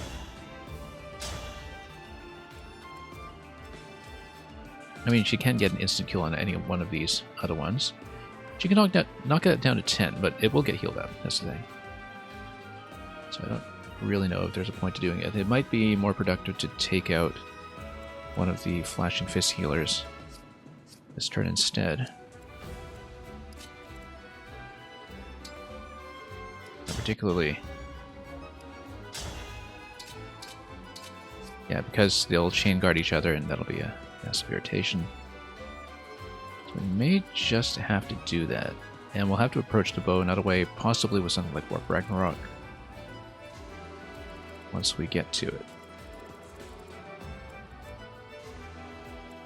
And we'll need to refresh Chloe as soon as possible, so she can get another Astra going. So yeah, I think it will actually just be a bit of a short-range hit against one of these Flashing Fists. Just to remove the guard. Might want to bait the other one in too, so if she stands here, then you can get the other one, try to attack into her.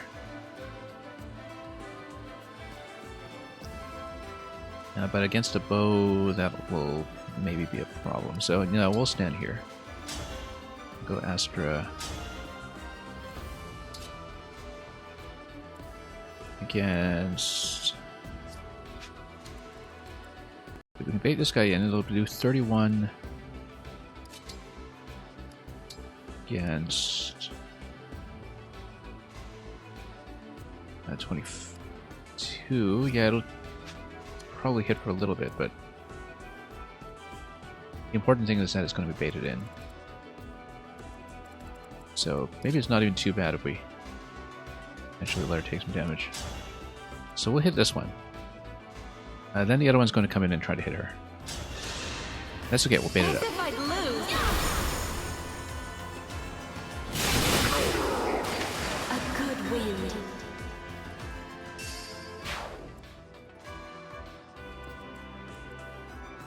In fact, it's not even going to attack in.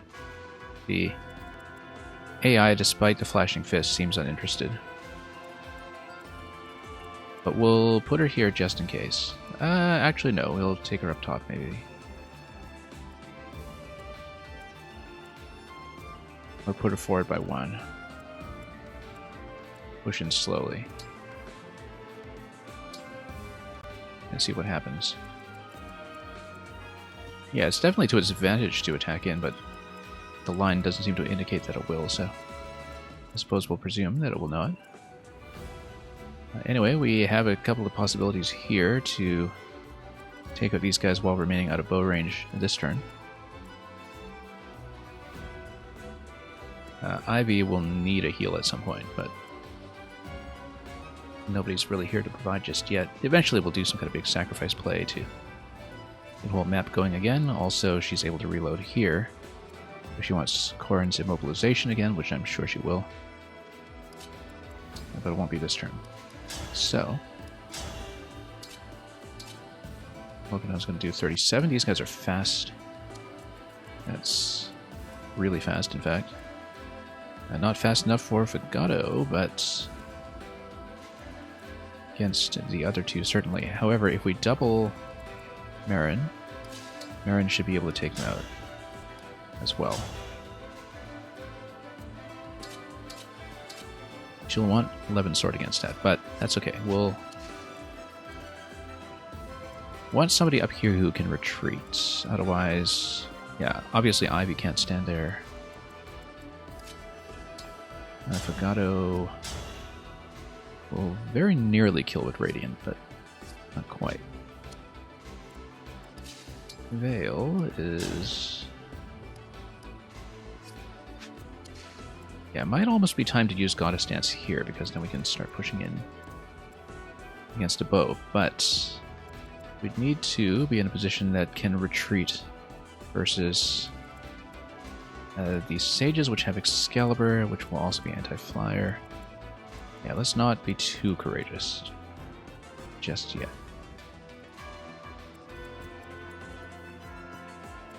I think we come in with Veil for a bit of a finisher. Let's say record, we'll do it.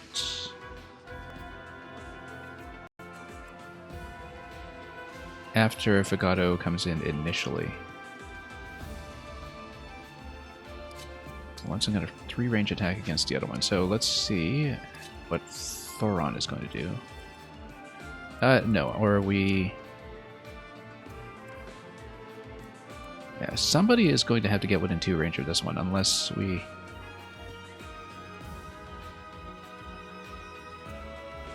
do a double on somebody who's able to counter, such as, for instance, Ivy and Corrin.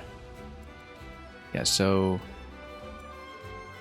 Fagato can attack into one of these, and the other 3, Veil, Ivy, plus a repeat on one of them can take out the rest, and then that's how you stand in a safe position the whole time. So let's go Radiant against this first.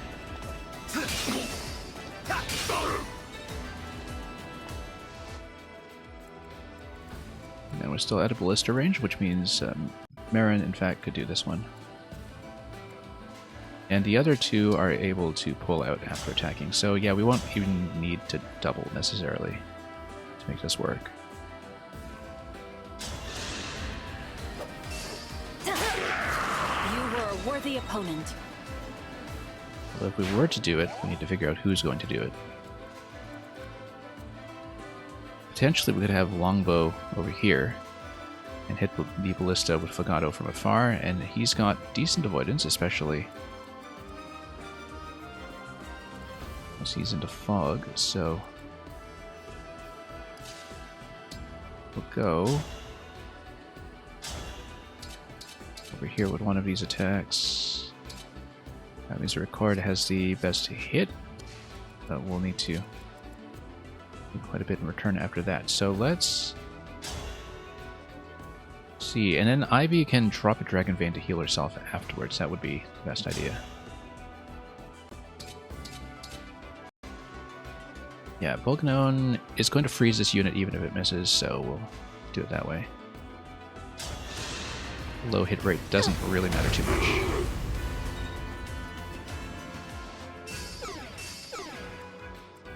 We pull her back. And we'll need to pull her back to the spot next turn anyway, so we are doing just fine. Vale can even go over here. Notice this guy up here. That's a problem. I did not notice this guy up here. What a great axe. That wants to hit for 66. Yeah, so we have to be careful with her. We can pull her up here, but then we need to pull her back with counter afterwards. Whoops. Yeah, so pull her in front and then pull her back. Misery Chord will hit just fine, then we'll pull her back 2 spaces. I just want to live in peace. We have an extra move from one of them. Using Seed All. Also, since she's not waiting in that position, she can't actually pick that up. Whatever it is. That's okay. Then we'll need to think about what to do with the bow.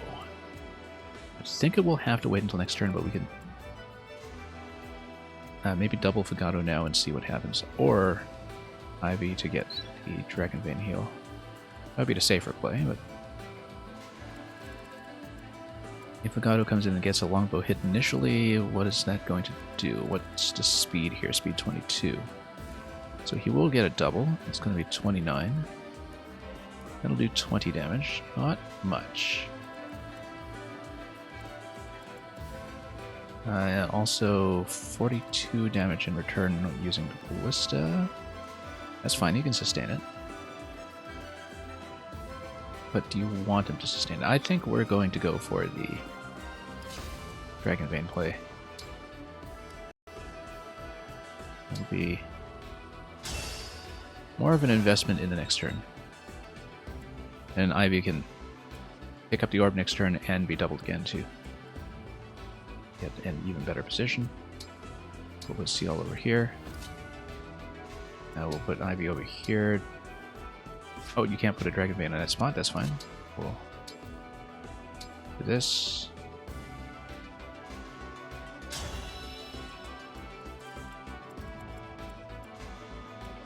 Now, let's see what's going on up here. 42 attack on the Ballista, so Ballista's not going to do anything. Radiant Bow on this guy, that we need to watch out for because 37 magic attack is actually going to do some stuff against him. Going to do 22, in fact. But if we put him on a ranged weapon, we'll be able to hit back just fine. Now, are they both Radiant? Yes, they are. So we actually cannot get within range of both bows. We need to pick one and tank it. Also, we do have the Avalanche coming down here next turn, so we should, in fact, pull back to one of these 2 locations. So pull Louis back here, for instance, switch him to a ranged weapon, then heal him up. Defense 17 against 48, so we would need to hit with something that's 65. Won't quite do it with the Briannac, but it might get reasonably close. Or we'll just put somebody else up front to try to tank the attack. If it's 37, and then we can even put Pendreo here. I mean, nobody's going to be able to hit him, so that'll work even better. It's too bad we can't pull both, in fact. Put him on Elfire, and then just heal Louis. Let's just pile everybody in front.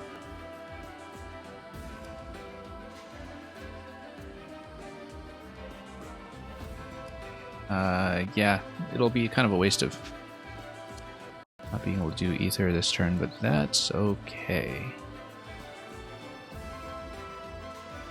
Actually, yeah, you're currently powered up with like such that the Radiant Bow is not going to do too much anyway. As long as you're not on a super slow weapon. You can even put in a resistance weapon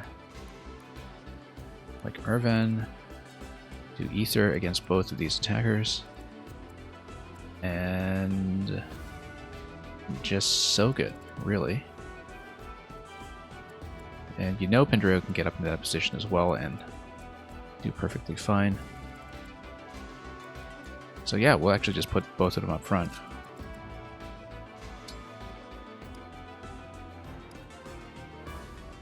And you can try to hit back, but I think Ether is actually going to be better. Because we'll do 62. 62 won't quite kill.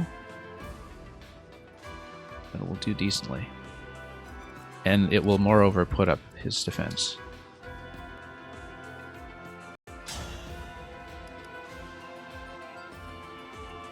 So we'll put Irvan on him.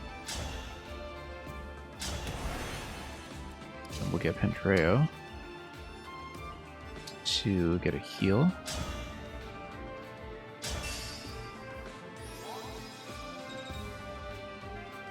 And we'll pile everybody else here.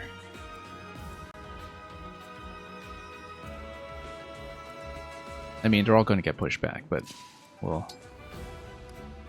try to keep them reasonably stacked. Maybe Yunaka up front because we'll want to level her up.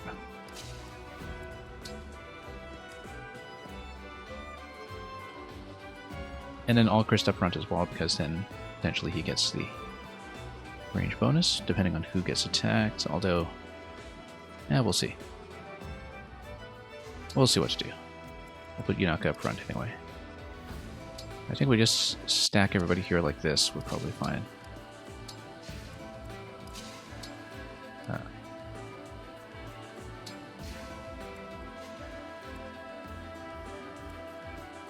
Then we have Citrine and Celica back here. We'll just move them up. We'll try to get within Warp Ragnarok range soon enough. In fact, if we test this out now to check the damage, you can see Warp Ragnarok will do how much? Will not quite kill. But it will get close enough that we would be able to get in and snipe it afterwards. It's just that she might potentially be within range of the reinforcements. We need to be careful with that. So, can she drop a heal on anybody here? No need.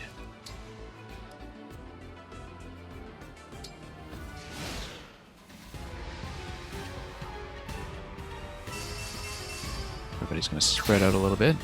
Yeah, the Radiant Bow is going to do next to nothing. This Louis just completely buffed up in that area.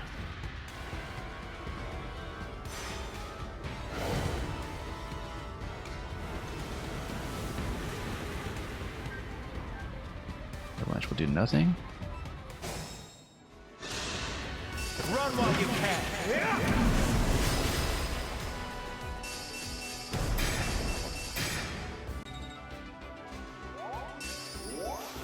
All right. Okay, let's see what we can do. Middle path in 2 turns, that's fine. What we will do is... yeah, we should be able to push in pretty hard this turn to knock out the bottom lane, especially if we use the Veil and a Cetol combination at long last. But to do that, we need to set up a quadrant, probably this location here if we can, but because that would imply that we do a couple of 3 range attacks against some of these other units first. Yeah, because the Veil's coming down here, then... well, let's take a look at what Fugato can do, first of all, with his bows. The Silver Bow can take that out completely. Longbow isn't going to do too much there, but basically anybody who can survive this silver dagger that next turn is potentially in pretty good shape. Now, Ivy should be able to take this one out. No problem, in fact. And then she can canter into position afterwards anyway. But the idea will be that if Veil is here, we have 3 range attacks on both units if we can. Is Fagato able to kill with a longbow? Not quite. What about Thoron here? What does that do? Not quite either. So maybe not then. But what we can do is we can have a cluster over here.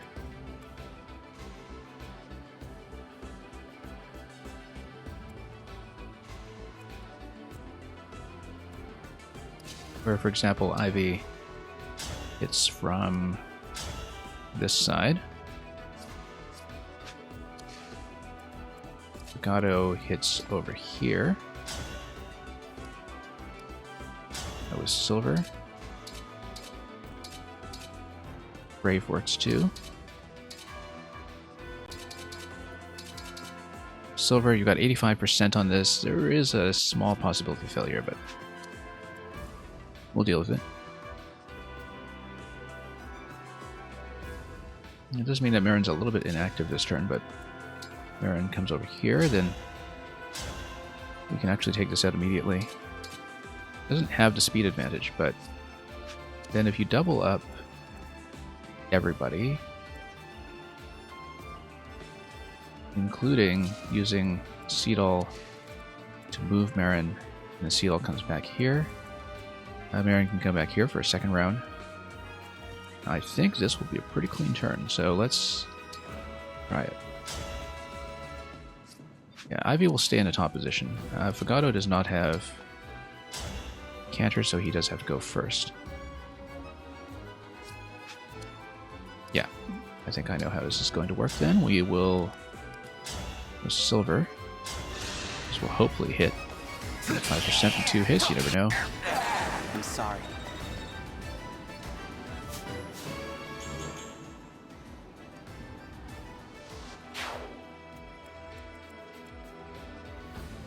Marin and Roy going to come up here.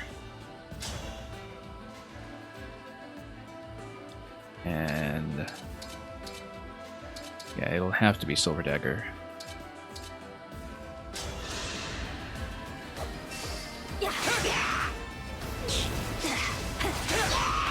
I won, my princess.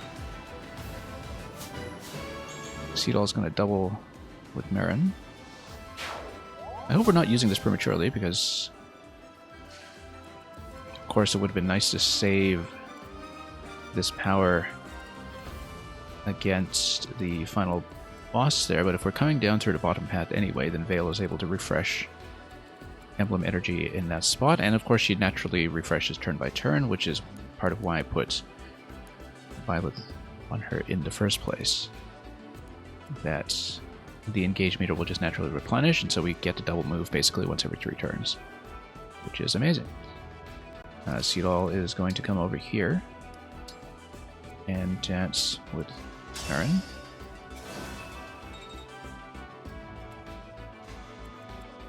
Marin doesn't really even need to pull back, because she can just try to go over something up here immediately. In fact, 11 sword. Yeah, nothing here hits too hard, unfortunately. Hashcats might be able to get a crit with 42%, but we'll have to fight it out once we've parked the units up there that we want. So yeah, Veil will get there. We'll keep Ivy in position. Oh, that's the thing, is that if Ivy's going to be up there, we actually do want Ivy to be within range to come back here to grab this.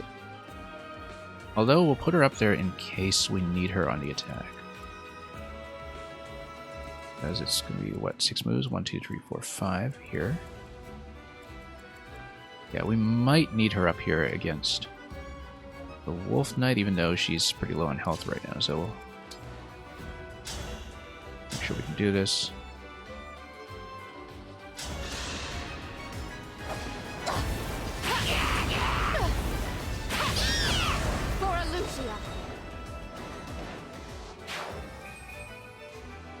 And we'll keep her here.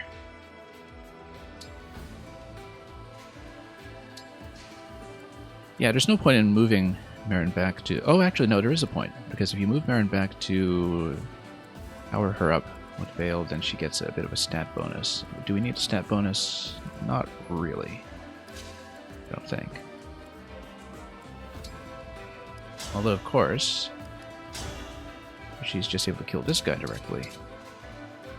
Then we know what we're dealing with, at least.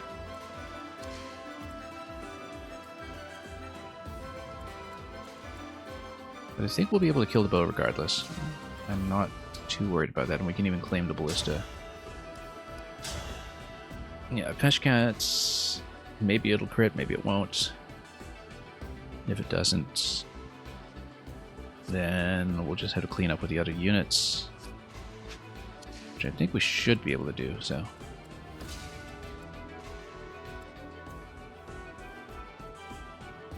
I think we will go for it directly. We have to be really careful with the top ballista, incidentally, because that actually is within the danger zone right now. It's okay, we can hit that. Yeah, no, we'll go Peshkats with this guy. 42%. Let's not expect anything, but, you know, it would be fun. Indeed, nothing there. Also, Marin is capped out at level 20. I didn't realize she was that close, so we'll need to put the second seal on her at the end of this battle. I think I'll probably want to keep her on Wolf Knight. I really enjoy the current setup we have with her, so don't see a need to change her out of that yet. That's my dual-use unit. Now, Veil can double, and she can pull back to this spot to grab whatever's there. Not that we necessarily need it. Maybe she should actually push forward. In fact, just to keep pace with the party. Emblem, engage!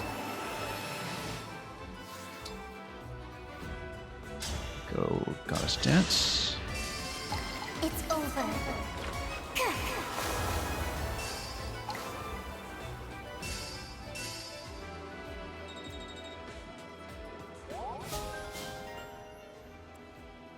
You never know, the cash flow might be useful. Let's pull her back. If we really need her, we can use See It All to move her back up. Anyway, Ivy and Corrin, let's see what they can do. Ivy can one-shot that, which is great. And Gato is going to be able to hit this guy somewhat easily. 83% isn't totally confident here, but that's what See It All is for. If we need a little extra, a little bit more encouragement. In fact, if we take Vigato up here, I don't know if... Yeah, Sword isn't going to be too good here. We'll try to maximize hit rate. That means going for Silver. In fact, if we use See It All against Vigato after that, then he might even be able to take the Ballista this turn. And we can start using that to punch things out. Okay, maximize hit rate. That's going to be with Silver Bow.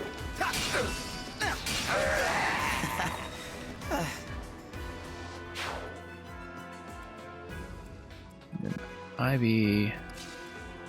Well, we'll need her to hit at melee range for sure, so we'll do that. Hell Surge will guarantee it. Guaranteeing things is generally advisable.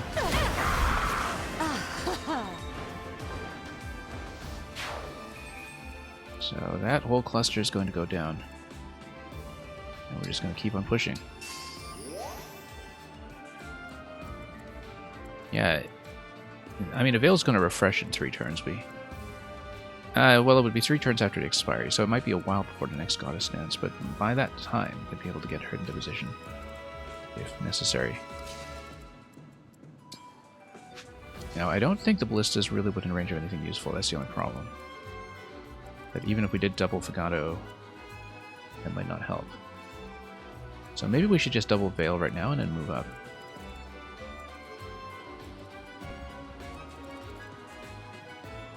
I think that's actually better.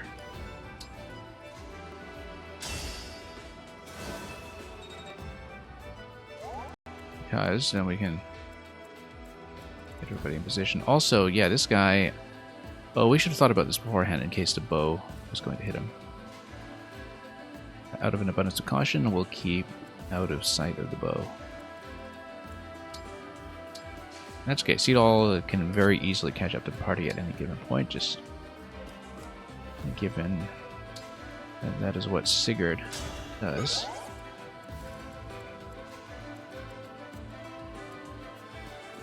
Okay, so this is still in 2 turns, right? Yeah, I believe so. Let's not lose count when it comes to when the avalanche is coming in.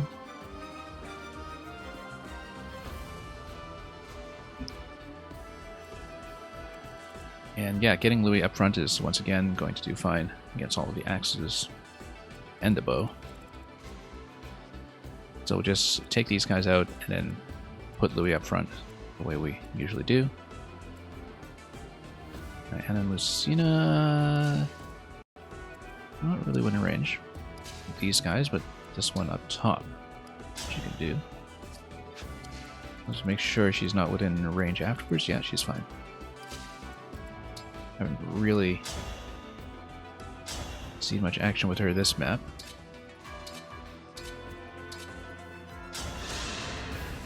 Doesn't particularly matter which bow we use, but I just like to try to get crits with her. And you've got a chance of income as well, which is always great. We need to be careful with Yunaka here if she's coming within range. So yeah, we should wrap Louis and Ike around first so we can keep Yunaka out of range.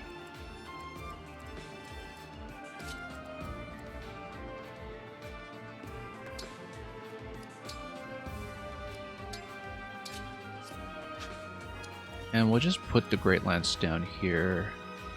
Ooh, this is 63 attack. We need to watch out for that. That's okay, he can stomach it. He can stomach it just fine. Although, yeah, he's armored, so we don't need to worry about weapon advantage too much.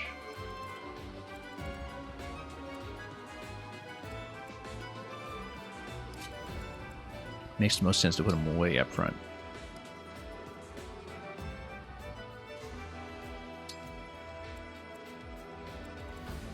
And he'll be kind of pelted here, but that's okay, he can take it. Not good, and can and here with impunity. And that's gonna be zappy.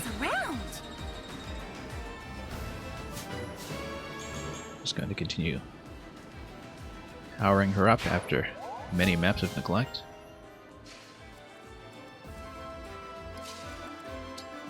And then we'll just move these guys up.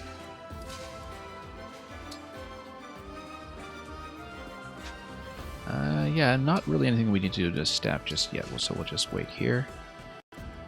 Now let's do the center column.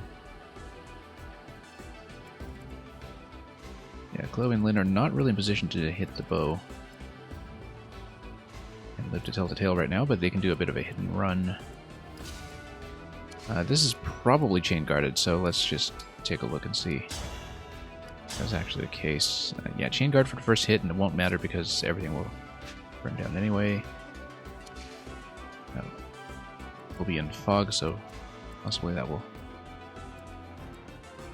even ease up on things a little bit. Let's do this though. Chloe and Lynn.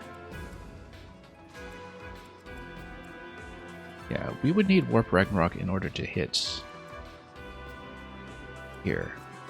But the problem is that you would have to deal with the Wolf Knight doing 36 at speed 31. If that's the case, then she would potentially get doubled. You actually can't have Citrin and Celica within range of this guy.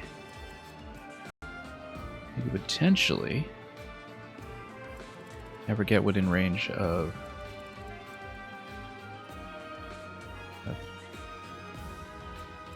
something like Thoron, but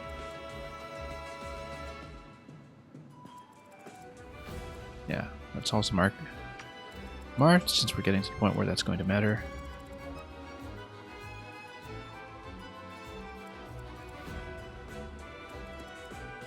Yeah, the thing about... Oh yeah, I think it's best to actually come in here like this. Because Jean will take quite a hit from the bow. You take out a chain guard and you can hit and run the other units. Yeah, problem with this is it's going to be 45 attack. Against Jean, that means it's going to effectively do 50. He'll live. And with the Flashing Fist, but it'll be... That's a +5 in there as well that he's actually got to deal with. But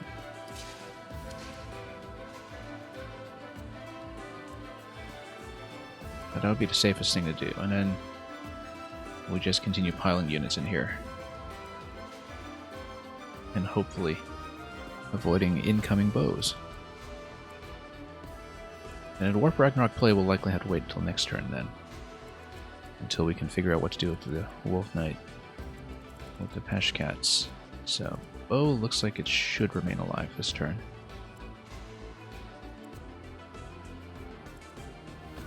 Now that's okay. We'll down here. And we'll just attack. Also, if we do Shielding Art, maybe we can do some kind of hit and run that afterwards. So if this is bow range, then we actually should attack like this. With either Spear or Flame Lance. Actually, that's better. And you just pull her back. And then you can keep John on shielding. You were beautiful while you lasted. While you lasted. Not very long, though. We'll pull her back. We might even pull her back here where she's going to be probably out of range of most things. And since she's on rocks, she won't get pushed around too much. I think she'll also be out of the center lane, which I think will be important. I'll actually pull her back here then. I'll definitely take this guy out.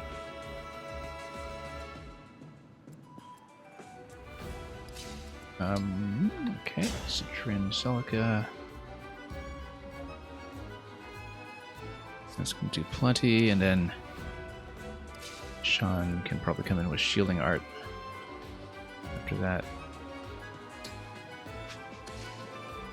A little hard to see the fog spots sometimes, but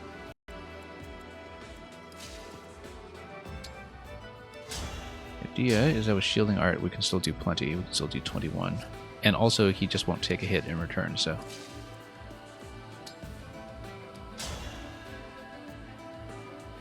We'll go with Thoron.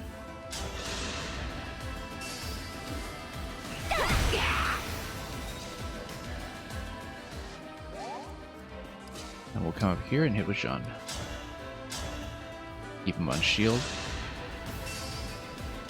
So he should be pretty hard to hit in the fog, but you never know about the ballista, so...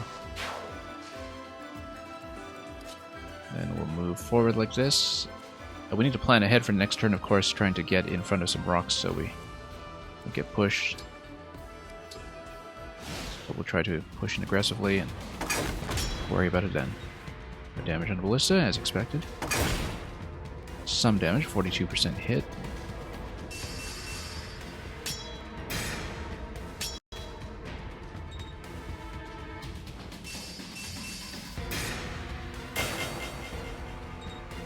Yeah, it's going to push him back, and that's okay. More reinforcements, as expected. How many turns are we sitting on right now? Turns left 10? Yeah, we're doing great. Time should not really matter too much. Also, if Fagado is here, he can fire immediately on these guys with Ballista. Of course, we could just attack into them as well, and that might even be more efficient. We'll need to be careful with the blades over here, of course, because they are great knights, and we don't want to be put in range of that accidentally. Let's take this off. We will want to hit both these units in the middle, and we should be able to kill both this turn. Flashing Fist is just going to take this one immediately, which is what we want to do. Then, whoops. Of course, we want to be careful with this. She'll have to attack second. Unless something like Flame Lance is able to kill immediately, it won't. She will have to attack second. Now, but Citrin and Celica should be able to do a ranged attack on her first. No problem. And we can even save Warp Ragnarok for later. Oh yeah, we totally forgot about the push through the middle, so unfortunately Citrin's going to be pushed far back unless we reactivate her somehow. We can always reactivate her using Seedall, though, if need be, so. Or find some other way to block or pull her. Yeah, there will be some kind of push through the middle, unfortunately, I think. Isn't really a good way around it. At least in our setup.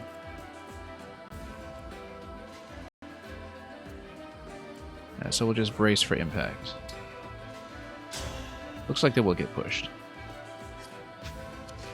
That's just an unfortunate consequence of how this turn is going to go.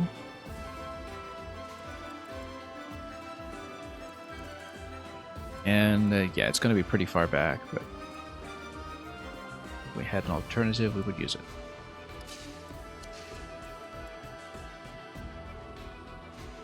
Seedall doing some kind of doubling might be the best solution, in fact, because then he's going to run all the way up here using Cantor. He can get Citrin reactivated, and she might be able to hit this guy from a safe position. Like up here, for instance, so it's got Resilience 22. Nova should be able to do something against him. I mean, her speed's not great, but speed is actually rather bad. Nova would do 43 by 2. That won't be enough, unfortunately, because of the speed, but yeah, I think we should actually just take John. But she might be able to do some kind of rescue play to get John out of that position.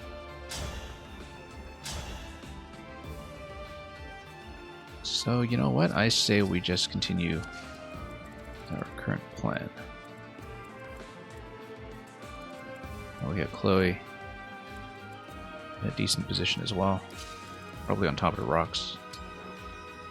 Because then she'll be out of the way.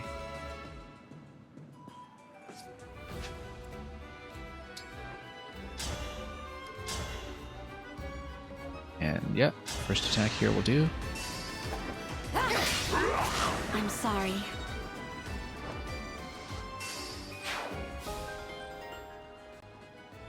Wonder Bear. Fantastic bow. It will have to go to the convoy until we can assign it to somebody. S-rank bow, that means it's going to be almost certainly Alchrist. But yeah, really speedy thing too. Weight 11. Either Alchrist or Fagado will be able to handle it just fine. So we'll send it in. We'll just move her up here. Nobody will hit.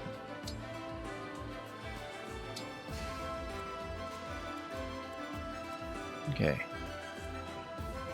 So, unless we can pull out somehow. Some of these guys are going to be blown pretty far back, but that's okay. We'll take out the center. I need to be more diligent.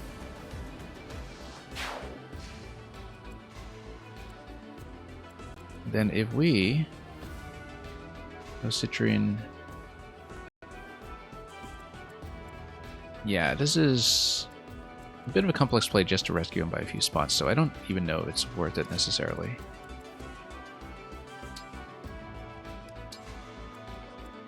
But we'll think about it depending on how we're doing down here. Might not really be worthwhile.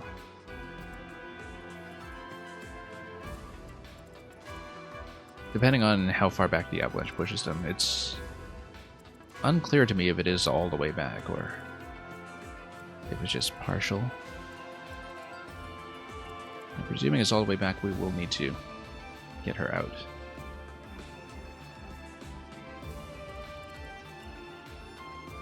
And then probably do some kind of rescue play to pull Jean out with her. Just so we have as many attackers as possible who are going to get up there and hit Marth in the end. Anyway, all thunder on this guy, all thunder on this guy, we'll just need to be aware of that. It's going to do 39. And Ike is now deactivated, so... luckily, these attacks never follow up, so... Even if you have 39 to 39 against him, that's pretty survivable. It's just 24 and 24. So I think likely we'll just use Louis to punch Sniper out of there. But first, let's see what we can take out down here.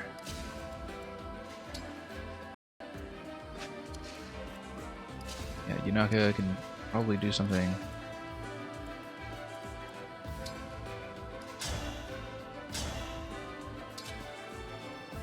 No, we don't want to use the smash because she'll hit first. She'll be smashed first, in fact. Looks like Yunaka's not going to be able to play this turn, I don't think.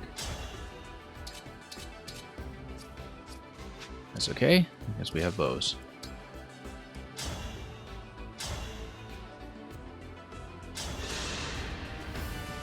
First one's free!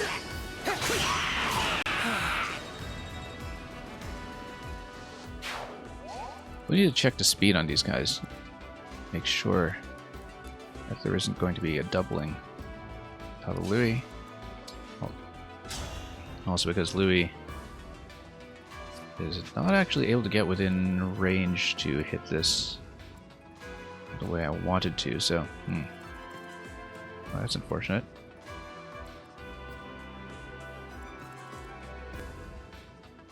Yeah, the silver bow at 42 actually is going to hit pretty hard over here. That's okay, we'll just have to take it. Same with Anna up there, probably. Actually, no, Condreo might be able to do something. No, not quite.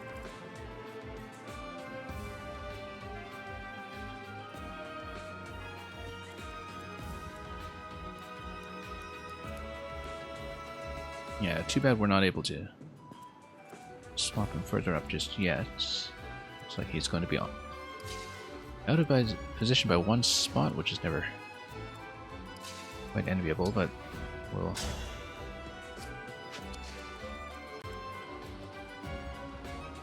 In that case, if we pull both mages in, I think it's okay. He'll still be able to live.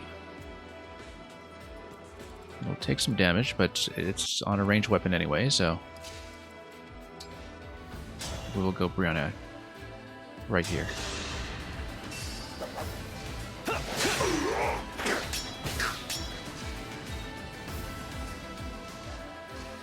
Yeah, I should have thought about the range issue here before we attacked him quite the way we did, but if we just put and then Lucina over here, yeah, she'll be able to take 42 as well. As long as we're just out of range of both magic attackers. It'll just be the cost of doing business here. Oh wait, not Yunaka. Well, so Anna might even take her up front. It's going to hit for 100%, so we'll just do it. All in a day's work. 500G off of that. Then, do we want to take Yunaka up there? We can. 13 defense, well...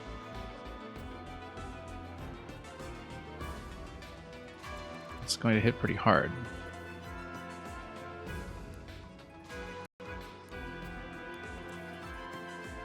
But the ballista can't crit, so...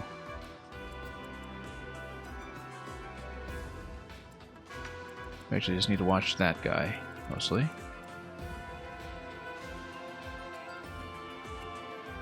So, I think we'll just take everybody up. And if they get hit, they get hit. Can always heal out of that.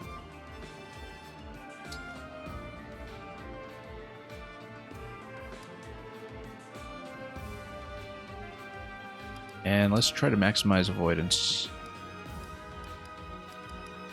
Even if it's just by a few percentage points.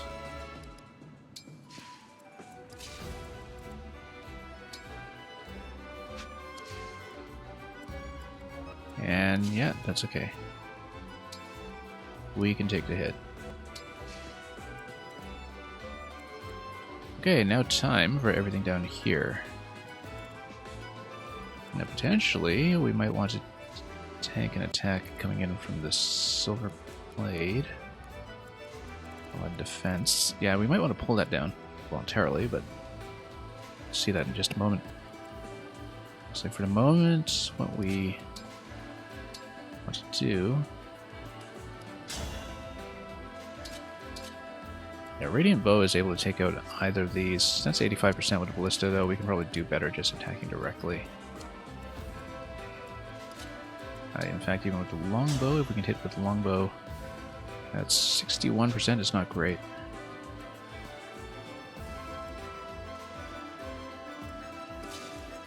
However, 63% is also not great. How come the hit rate's so low against these guys? Speed 31, that's why. They are fast. However, something like Surge would be able to do it if we need to finish her off. Now that's only if we know that we can finish her off, of course.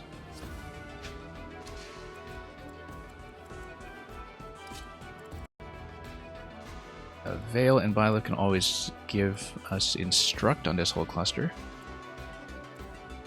Since Violet is active anyway.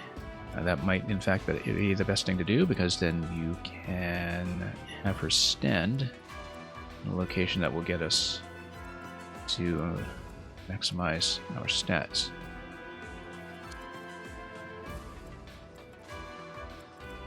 Yeah, get her to stand here afterwards, perhaps. Or here.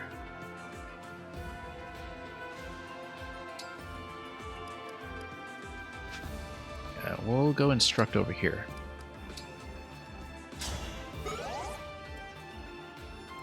After Instruct, she cannot move with Canter. That we need to remember that about the various Emblem powers, is that they don't interact with Canter. We know that from experience.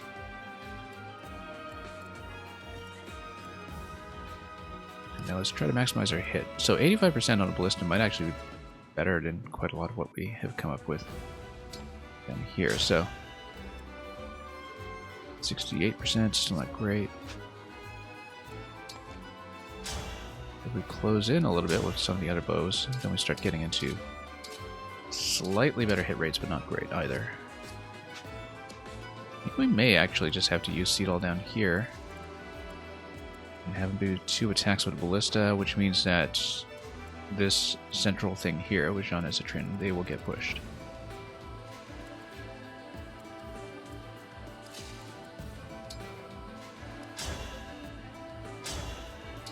Lone Sword, Silver Dagger is 22.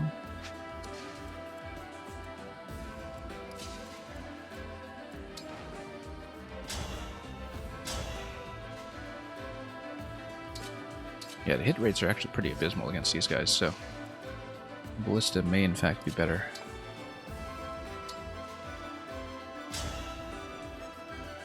%98 on these now. Actually, that's a lot better now that he's been buffed up. We'll want to go Radiant, obviously. Yeah, we'll just take them both out.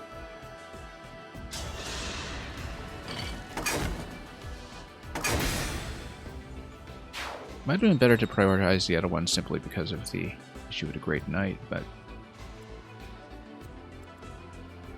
So, yeah, we don't want to get within Marth range yet, that's the thing. We want to be extra careful.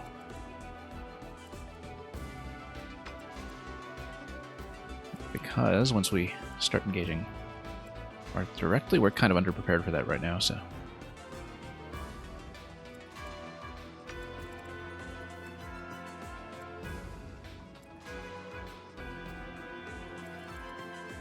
But we can pull the Great Knight. A 51 attack coming in here. It's going to take about 30 Marin and Roy. Let's just see how they would do in a hypothetical. Should be able to do quite a bit of damage against it. So if we stand in Fog, try to pull him over. Well, that is that we don't want the enemy to stand in Fog as well, so we'll maybe stand here. Try to get him to pull over and then fight directly using the Levin Sword. This has a pretty clear implication that we probably want to heal up the Dragon Vein, so yeah, we will probably just have to let Citrin and Jean get pushed, and we'll see how bad it is, whether Citrin gets reset to the beginning of the map or something silly like that. That's a risk we'll have to take. I think it's better to prioritize getting rid of some of these units up here, so we'll Dance Spagato and come up here to the forward position. Gato is then going to go Radiant against this, 100% hit.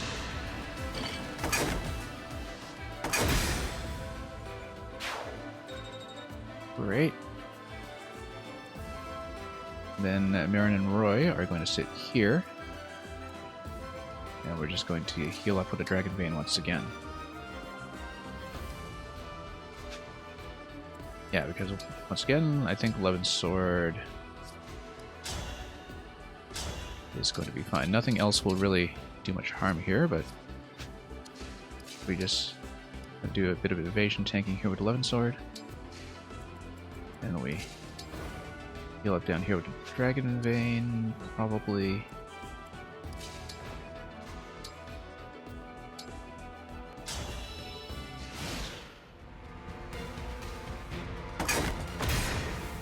Looks like Avalanche will hit at the beginning of my turn. How did that hit? Oh yeah, no.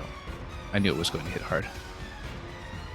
And yeah, there's going to be a partial heal there. That's okay. We'll still be able to damage it. That's exactly what we wanted.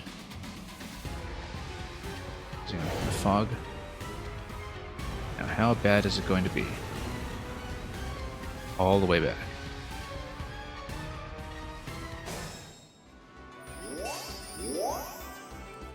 Okay, so that was bad. Actually, how many spaces was this? Quite a few, but it could have been worse.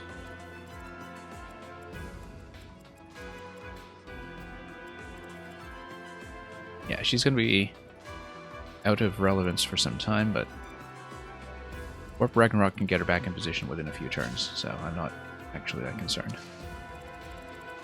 As far as units that are going to get pushed back go, that's one of the less problematic ones that we could have had to deal with. Alright, let's see what we can take out now. We'll basically be preparing an attack on Marth in the turn after this one. So we'll get in position and then we'll just start nuking him. Vale and Byleth are going to be done after this turn, which means we'll need to get ready to put them here, especially with Seedall, so we can get to double attack.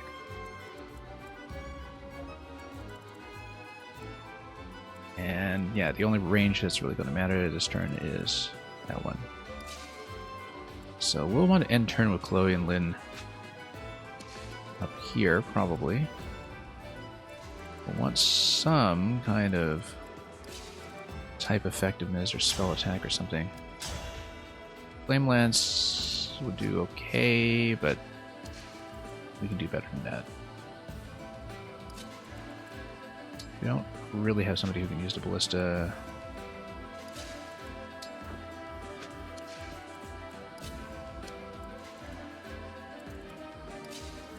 Potentially we go up here with Thoron.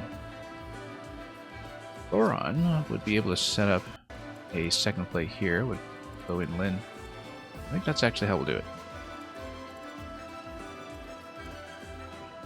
Bit of a risk here because if we have a couple of misses, then we run into some issues with this guy, but I think this will in fact be the way to do it. We might want to get some supports in there.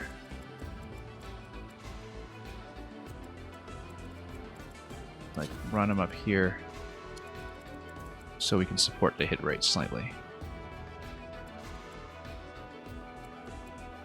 And get Chloe in there to finish up. I think it has to be. And we can try to do Engage Plus. I think we're going to save that though. Or when we actually need it. It's been hard to read when to use the Engage Plus for a number of reasons, but we'll probably do that. Wait here. And then Thoron with a 96% now up here, which is what we want.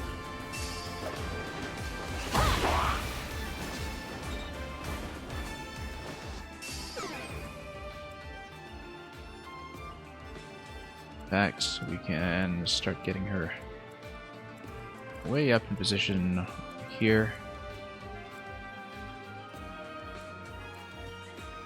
Wonder indeed if we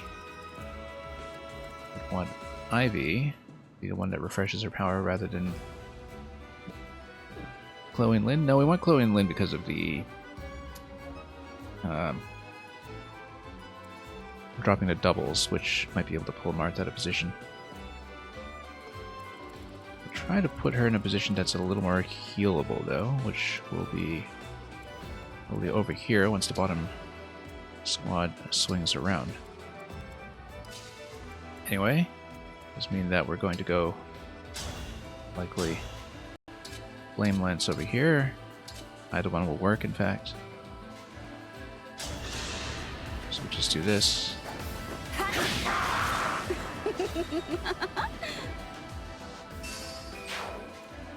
And she's pretty close to being fully reloaded, but we want this now, so very important that we do it. Okay, now we should have more than enough units to push into the top position without trouble. So yeah, Citrin has Warp Ragnarok, Jean has Rewarp. I'm not too worried about this. As long as they don't get flanked by reinforcements or something.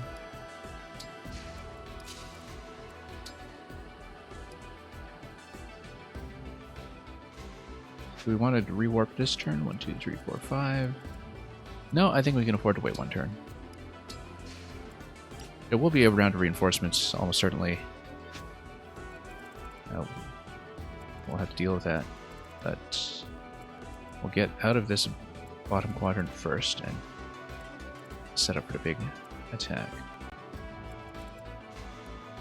Yeah, Marth, you have to remember, has Lodestar Rush, which is going to do 210% on whatever his weapon is. So we basically can't handle that yet. Because, yeah, 30% attack. Well, we'll see. But we're not going to mess with that until we put us in defense. But yeah, we can't really get anybody into a position that's safe right now, so we'll almost certainly just nuke this guy and start piling up front. Now, there are a limited number of spots where they can stand. So somebody fast probably needs to come up here and prepare a hit and run for the next turn. There is also, of course, a possibility of a Seedall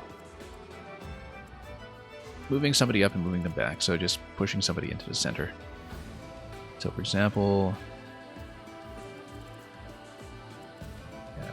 we hit pretty far. We have to be aware of the fog, though, so we might not be able to run somebody past a fog.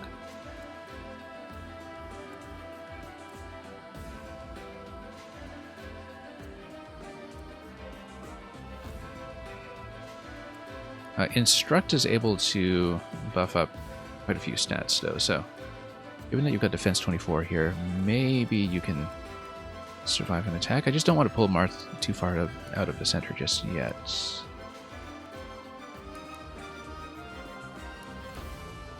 Because he's going to come in and really try to smack us around.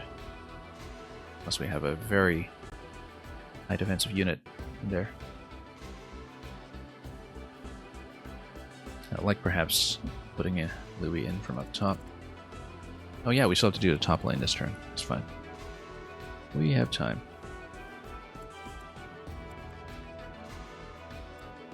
So likely what's going to happen is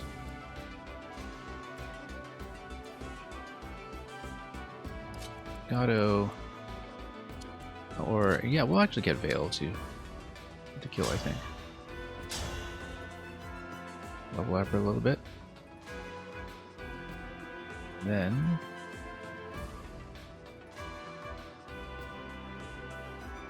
we might even be able to do some kind of hit and run. Because Mars got Rapier right now. We have somebody who can hit him at 3 range. Only the longbow.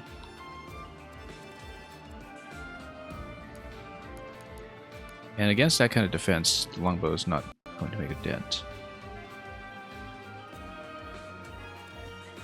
But even if you decided to attack in, Lodestar Rush damage 108, it even tells you in advance what a massive attack that's going to be. Yeah, that's barely going to do anything.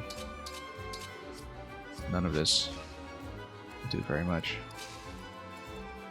Yeah, this tells you that Lodestar Rush is basically going to one-shot anybody who comes in there. So we are not going to do that. Because nobody is going to survive it. Yeah, we actually do need 4, 5, 6 Ivy and Corrin's power to shut down his movement, I think. And start pummeling him with 3 range attacks from the outside. That's probably how to do it.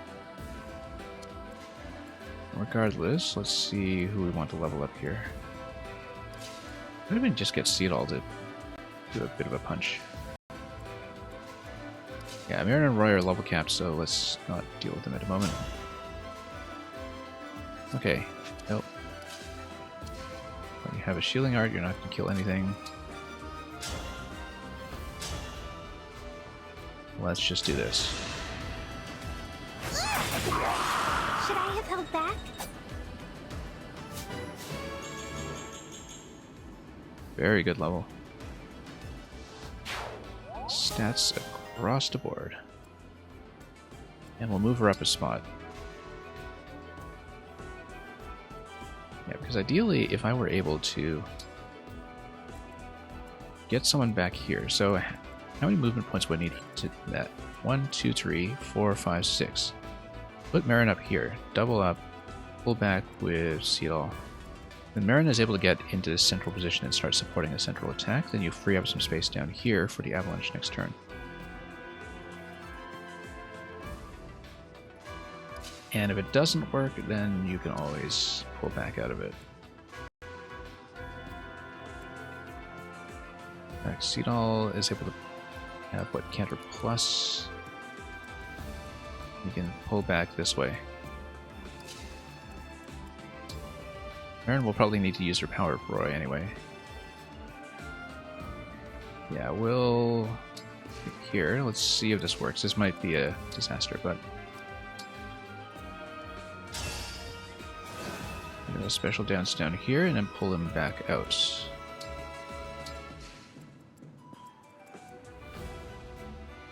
Then you're able to pull her back here to support the central position against any reinforcements, since Sean and Citrine are so far out of position, so we're going to be fine for the time being. Fagato can vacate this for now, just to free up some movement. And then we have the top position, which I don't foresee this will be a problem given their defense is that weak. Yeah, bottom lane is going to be hit next, that's fine. Alchris should in fact be able to hit this with the longbow.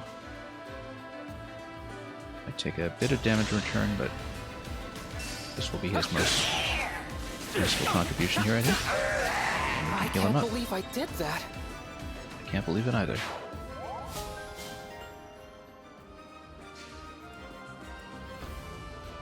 Handle with care. Yeah, Louis and Ike will want to get him in there as soon as possible. Gunaka is able to do a thing or two, maybe? Maybe not at range. Let's... Oops.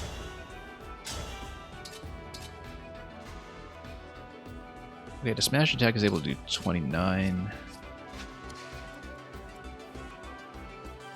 And it would probably be fine. Let's see, yeah, Vendreo and Micaiah fill up Alchris down here. And the thing to do is... Oh, let's see how she does against this guy. Pretty well, in fact. I think we'll do that. If she takes damage, that's fine. Another kill for me. Because then we can accelerate our push through this lane as much as we can.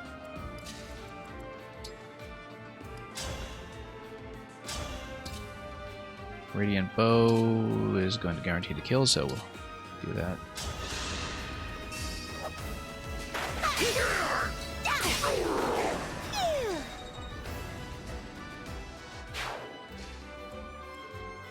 And Lou and Ike should actually be prioritized for the heal. Everybody here kind of needs a heal. Where you lead, I follow. It's okay.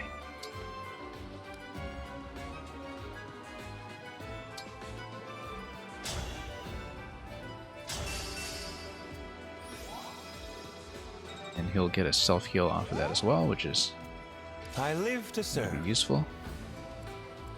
And we'll continue pushing Louis forward this way. Because if anybody is going to bait the Lodestar Rush, it is going to be him.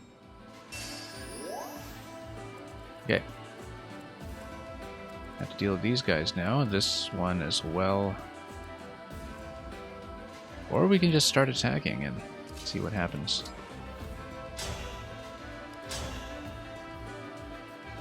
%5 hit. Yeah, a lot of this isn't really going to work. Given that he is in the fog. It's a big problem. We actually do want to push him out somehow.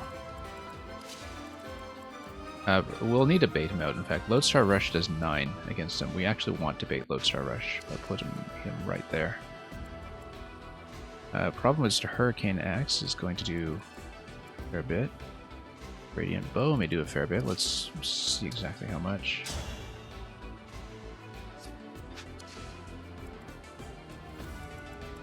Does Marth have a magical attack? He does not. We need to take advantage of that. There is... however, he does have an armored attack, and that is a problem. That we can't just park in front, because the armored attack, particularly if it's used in conjunction with Lodestar Rush, is going to be an issue. So we're not as secure here as I Please, hoped don't we would worry. be, but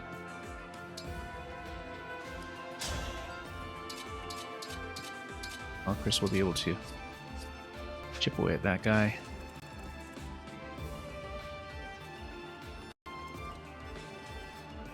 Yeah, we'll need to do something here to lock down. I think it is going to be getting Ivy and Corrin to have to meet her up completely. Actually, there may be one attack from doing so. They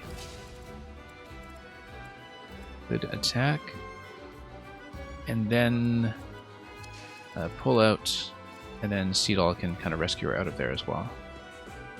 And being aware, of course, that we will need to pile some units out of the way, lest they get pushed back aggressively. I think that is actually the way to do it, in fact. We just try to chip this down this turn. And maybe even land her with the canter on top of the Emblem Energy, because then she can refresh immediately if she hasn't refreshed already. Yeah, that's gotta be it.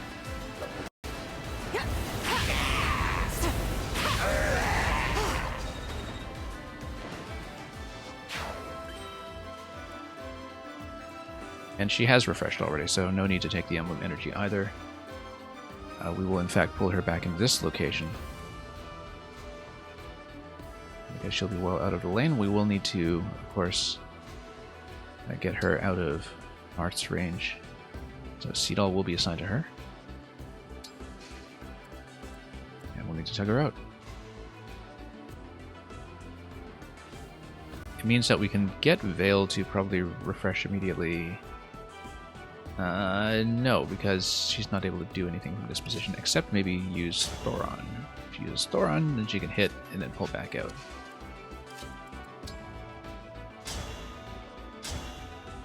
And then you can have a Radiant Bow here. Vagato will get pushed back, though, if we do it from that location.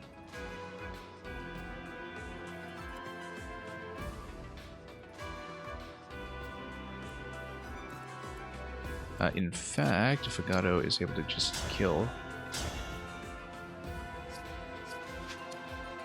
Well, no, the idea is that we want Vale to step here. So she should actually do Thoron. But then she'll need to pull out by 2 spots, so Vagato needs to move first. And I don't know if Vagato is going to get pushed all the way back. He might. But I mean, he'd probably have to step here. So, a lot of jostling for position that needs to be figured out. But the short of it is I believe Vagato will need to move first, and we'll just need to put him at risk of pushing.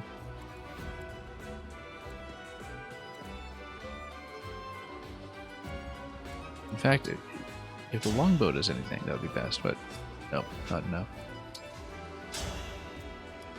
Radiant is just... oh no, it's not going to kill, so he's fine.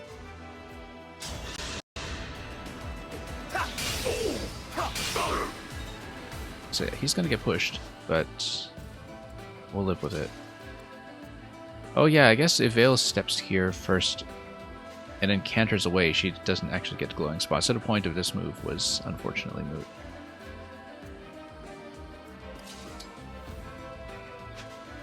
Okay, so that doesn't actually work as an idea. Also notice that we want effectiveness against Felddragon here, which means that that's when the Emblem Engage with the Avatar is actually going to become useful. And particularly if paired with somebody who does not have an active Emblem Ring, namely Legato, who's going to be way out of position. But regardless, let's try to maximize hit percentage against her then. Or rather, yeah, if we try to maximize hit, then Cetl comes up here, doubles, pulls back 3 spots.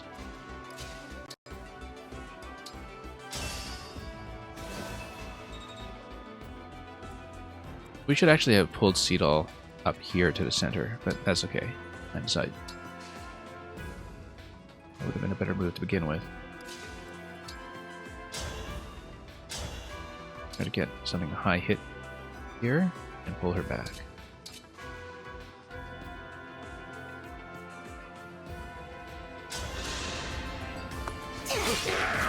Good night.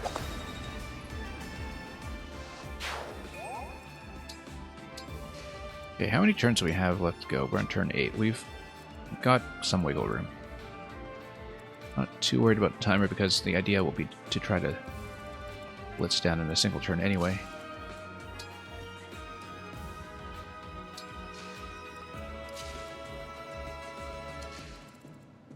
And yeah, if we pull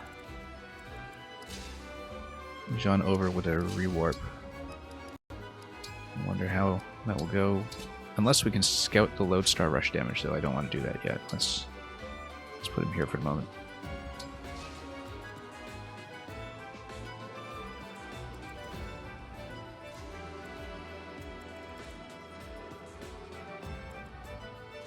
I think the idea will be to try to drop doubles, and drop doubles now to pull them out as soon as possible.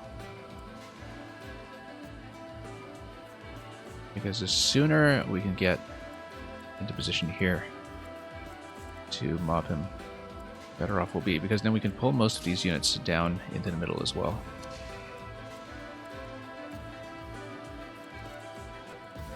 And start doing some kind of mass attack. Maybe even use... I mean, I don't imagine that offensive staves will have too much of an effect on him, but maybe we can use a staff on him there. Let's take a look. Yeah, the problem is that not a lot is going to hit him. We're basically going to have to use the various unit specials to really be effective. So if we're going to drop doubles, we need to figure out where to do it. Ideally, of course, we just kind of place everything down there. Maybe here would be good, because then we can guarantee that Martha's coming down towards this position. The idea would be that we engage with Ivy and Corin and try to lock him down, but we need to get him out of the fog. And unfortunately, dropping doubles here doesn't actually get him out of fog. So we need to find a position that will.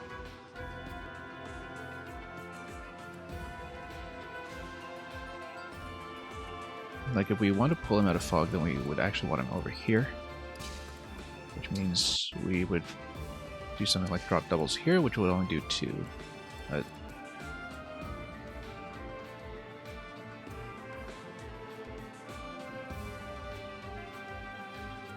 or maybe drop them here, because then to...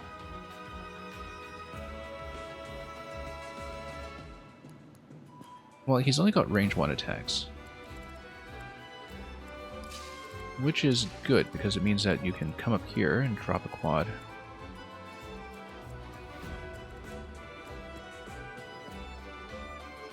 Problem with that is that this guy will attack into 1, and then Martha would be able to hit me from there, so... But it would go down here. Drop 4. And I think it... Still runs into the problem of Martha's camping out over here instead, but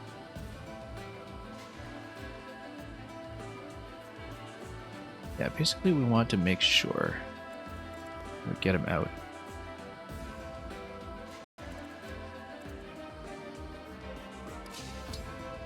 Regardless, we're going to want to drop double somehow and probably take advantage of the ballista if we have any units who can actually use it, which we don't right now, but with Alchris coming on over here, we can go 1, 2, 3, 4, 5. He's still going to be out of position.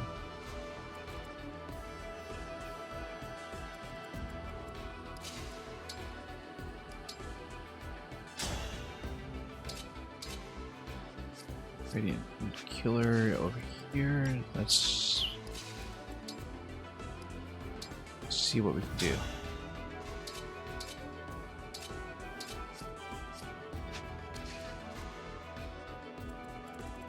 Yeah, we'll be able to take this guy out for sure. Now the question is what we'll do afterwards. Probably just stay up here. We can even use a great lance like this to try to push. And then Hurricane Axe comes in, it'll try to do some spell damage, but then I'll be able to push back against it. Without too much trouble, I hope.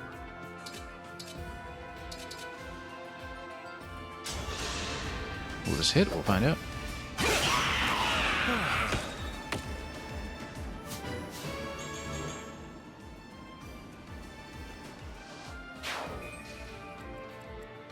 Yeah, that's fine then.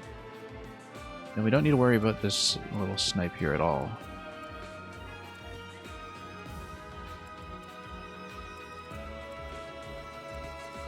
We can just try to pile everybody down there. So the question is, do we actually try to pull Marth out somehow? Drop doubles in this location. Worst case scenario, yeah, Corrupt won't actually be able to hit these two spots here. Worst case scenario is that Marth decides to park down here to hit. And then he would still be in fog, which is not great. The only way to guarantee that he's out of fog is to stand here, and the issue is this guy comes in, he hits, Marth comes in, you get Lodestar Rush, and then we have problems. If we were able to chain guard out of that, maybe that mitigates some problems. Also, if we engage here, I think we're actually able to fire the ballista, which Emblem, engage! might be useful. No, you're not able to, okay. Would you be able to go Astra?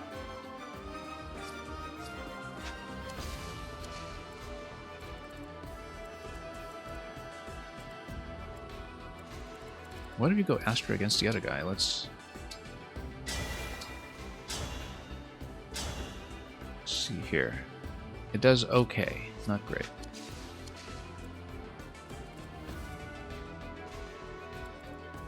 And I think the idea is that with Avalanche coming in on this turn, the reinforcements will be the turn after that. We should just pull everybody out. And either that or we can do a warp play, although I am down to 1 charge and a warp staff. I'm a little reluctant to use it.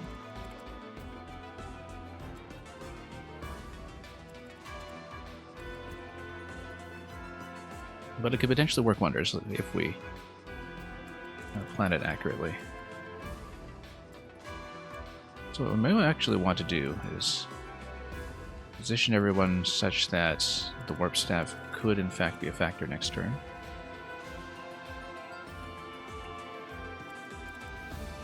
And because then we can just dump everyone on Mars right away, assuming that we've healed them up. So we want to heal Alchrist first.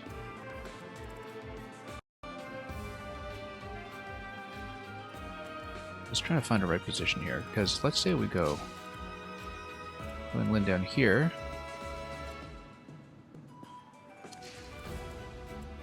Where's he able to go? He's not able to walk here. So if we have a double who's located here, then he has to come in here to hit.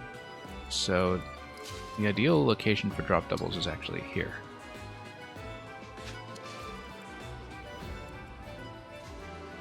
In which case we should move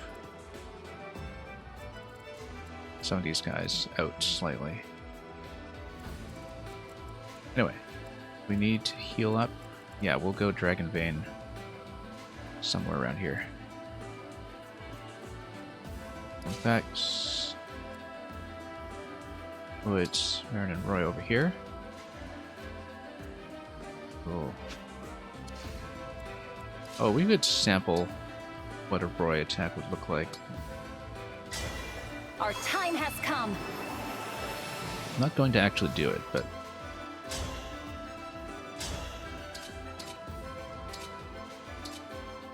yeah, Blazing Lion will be able to chip him a little bit. The important thing being that he can't really respond after that. We'll put Marin here.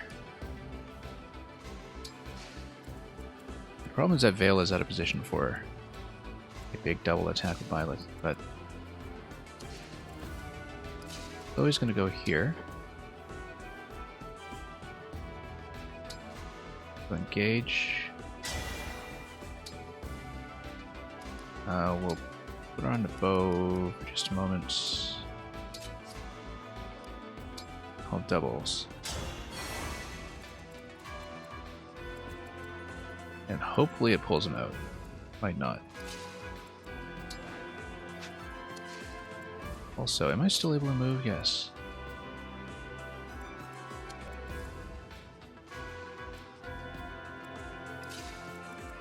That might be consequential, so let's go Dragon Vein over here. And we'll move in close. And we move right here. Just to see what the initial attacks will be like. Yeah, over here. Now, over here. Okay. So, assuming that we might want to warp everybody down next turn, let's actually continue moving in. Might need to deal with the Hurricane Axe anyway. Yeah, because we could move them out back, especially if we want a bow over here, but we won't be able to reach that in one turn anyway, so best not to mess with that.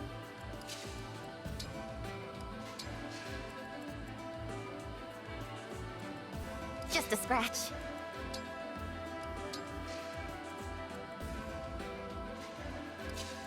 Then Alchrist over here. And Pintreo. We'll just get him in. Actually, probably should have prioritized Yunaka since Alchrist is able to hit from 3 range. Although he's not going to be able to hit Marth from 3 range. The hit rate's just going to be too poor. Alright, let's see if he gets pulled out. He does. You made it this far? We are on your side, in theory.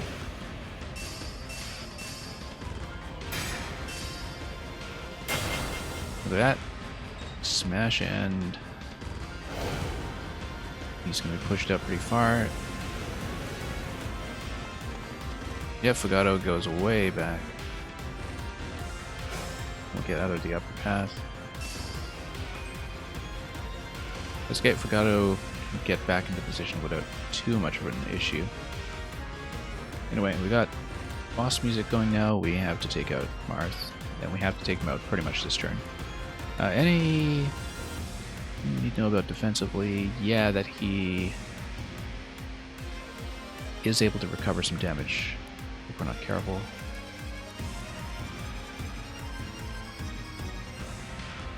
I think we want to freeze him in position for sure, using Corrin.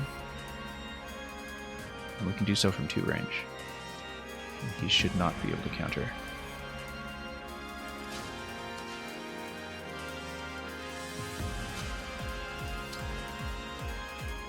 So the idea would definitely be to engage. That might hit, but we might want a better adjacency with her. Do that.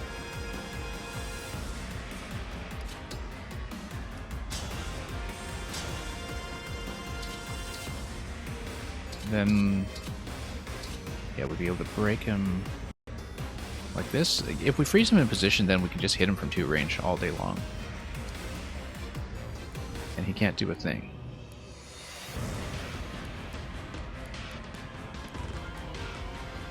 Inflicts -1 to the engage meter of foes within 2 spaces. Yeah, we'll need to be careful with that.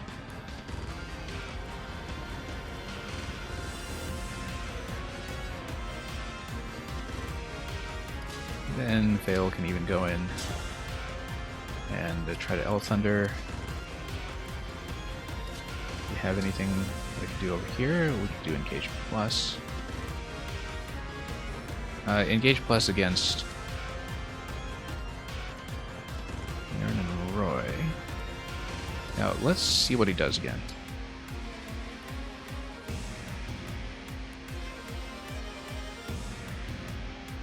Allies within 2 spaces with effective dragon gain effective fell dragon. That's very good, in fact, in conjunction with Chloe.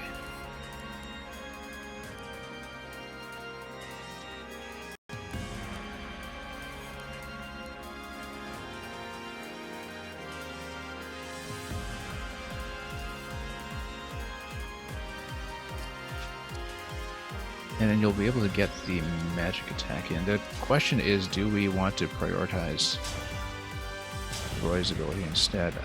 Yeah, she's not going to be able to do anything here.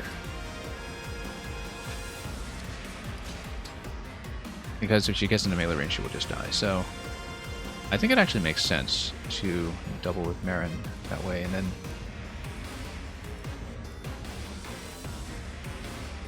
potentially we could even do a Warp Ragnarok, which is going to be effective against Corrupted, but does it count as Corrupted? No, just Fell Dragon. And if she has anything effective against Dragon, no. Well, let's take a look here. Emblem, engage!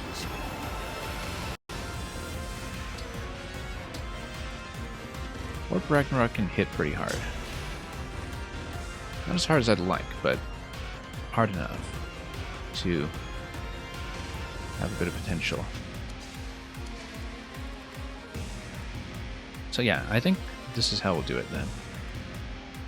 We will,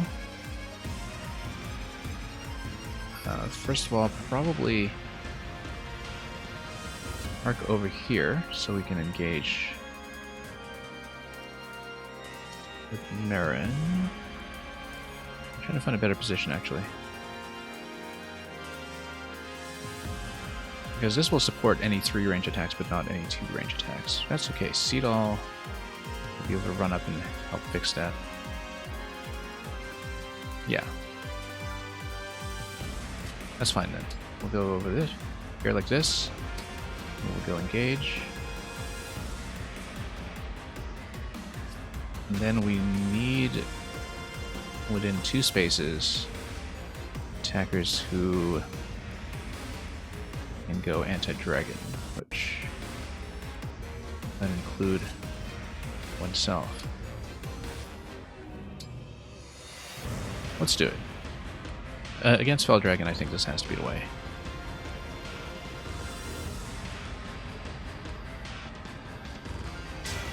Emblem Eternal!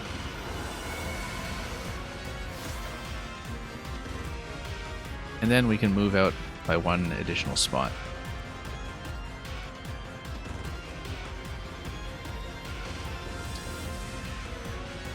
In fact, Dragon Blast attack would be able to get him immediately, which is even better. Because then you're going to be standing in a position that gives adjacency bonuses to just about everyone around you.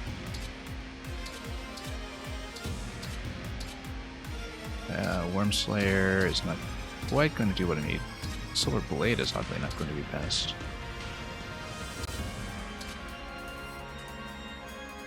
But we don't want to push him, so we'll go with Figuration here, and that'll do. I sense that you are First round. looking and staring. Yes, of course. Scared of losing battles?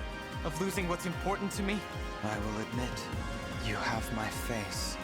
I am not allowed to show fear. If I say I am afraid, I follow orders. You really dislike the corrupted too. I hate them. If I lose to you, they will kill me. But you don't die. What did you say? This is like looking in a mirror. Anyway, Dragon Blast. Pretty simple.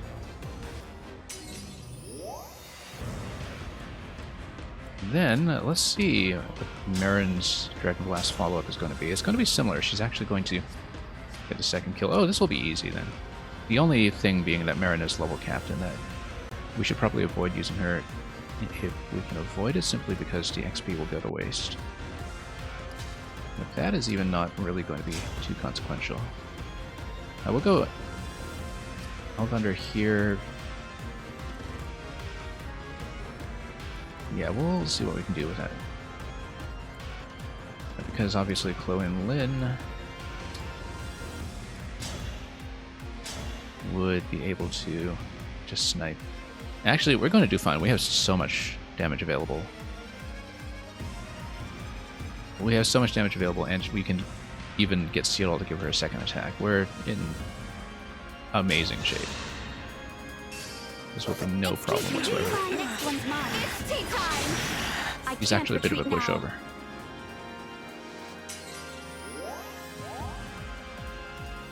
We'll leave her here because Seedal might be able to get in position. We might want to get Vale up there for the poke, so we'll maybe pull her back just to have a bit more room to work with. Except Vale, if she pokes, she can always move, so not a big deal.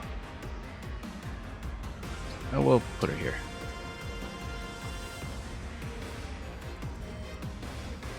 Okay, then we're doing great. We don't even need to warp up here or anything. We can, in fact, prioritize trying to take out the Hurricane Axe. We can do that using Yunaka if we want. Just to level her up some more. My hero. Great.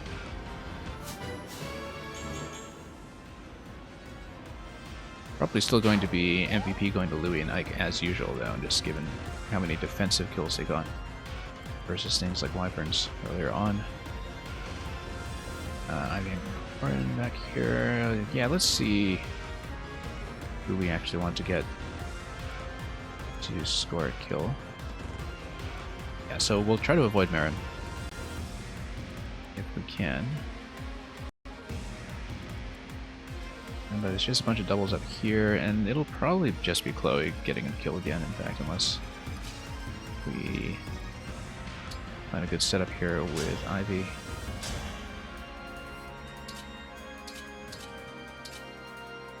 Volganon would do that. And remember, the whole point of this play was to try to immobilize. But we are going to get the kill this turn. We just are, so not really too concerned either way. He's already down to the last crystal, right? Good, because likely Chloe will just get the finisher. We can also do the Warp Ragnarok, which might be fun. In fact, we'll drop it over here.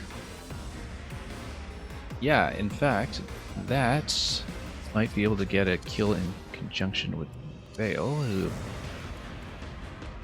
she's level 37 right now. She's pretty close to that level 40 cap, so I don't know if we necessarily want her to be the one, but that would do it.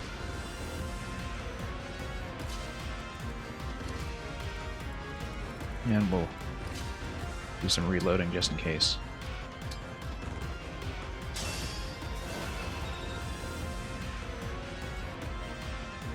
Just stand in various locations to pick up some orbs.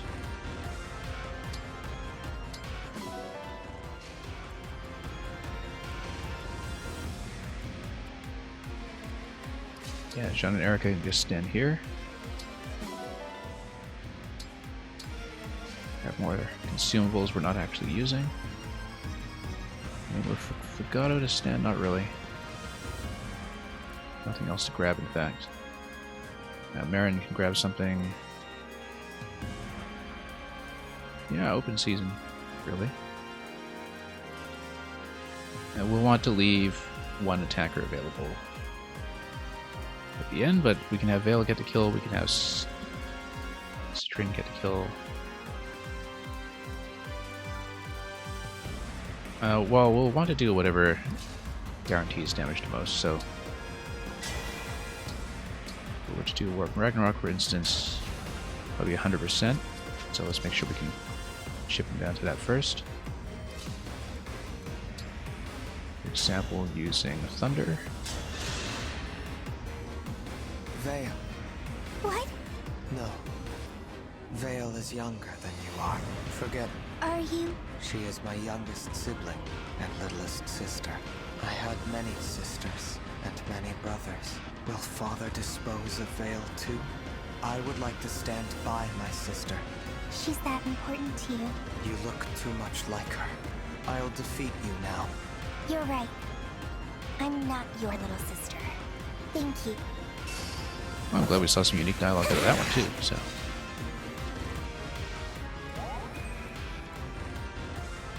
And yeah, we'll just continue to park her here. Or no, we'll park her here to grab this. So we are going to get the win this turn. We can just grab all the other spots. For example, just drop a Dragon Vein here for whatever reason. And yeah, pretty much anybody here can get the kill at this point, so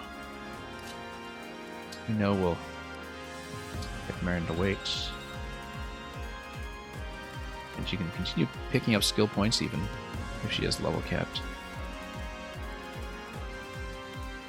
So we'll get the second seal on her almost certainly, unless we want to do a class change. I think we'll probably keep her on Wolf Knight though, as I was saying before. And the last move here is just going to be to Warp Ragnarok. I don't think there's anything else for us to do, really. Yeah, so we'll just do it.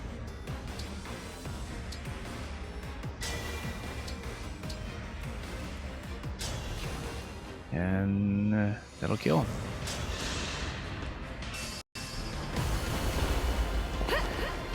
Not about to stop here. And let's just watch this at full speed. I usually double speed my way through all the animations, but that looked fancy, so. Oh no. Now Father will dispose of me. We'll dispose of you first, and hopefully that didn't create a time paradox that erases me from the present. I don't think it will. That would require things to make sense. Yeah, I don't know who we're putting boots on yet. I think it will probably be either Seedall or Vale. Probably Vale, if we're continuing to pair her with Violet, but we'll see.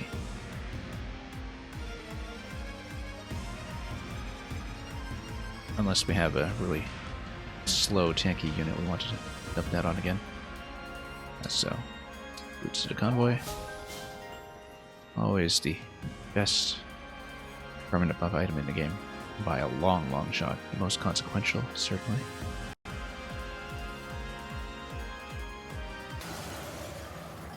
That's it for crystal number 2. And we got that in 9 turns.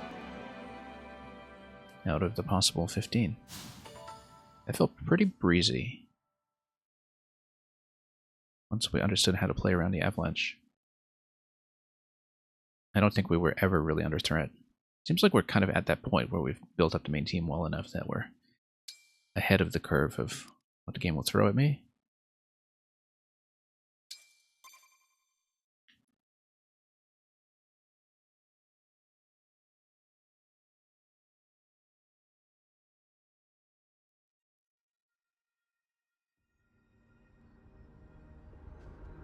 Now, this is likely the only map we'll have time to do today. I don't think I'll have time to start the second one, but we will run around a bit and loot and talk and see what people have to say about that.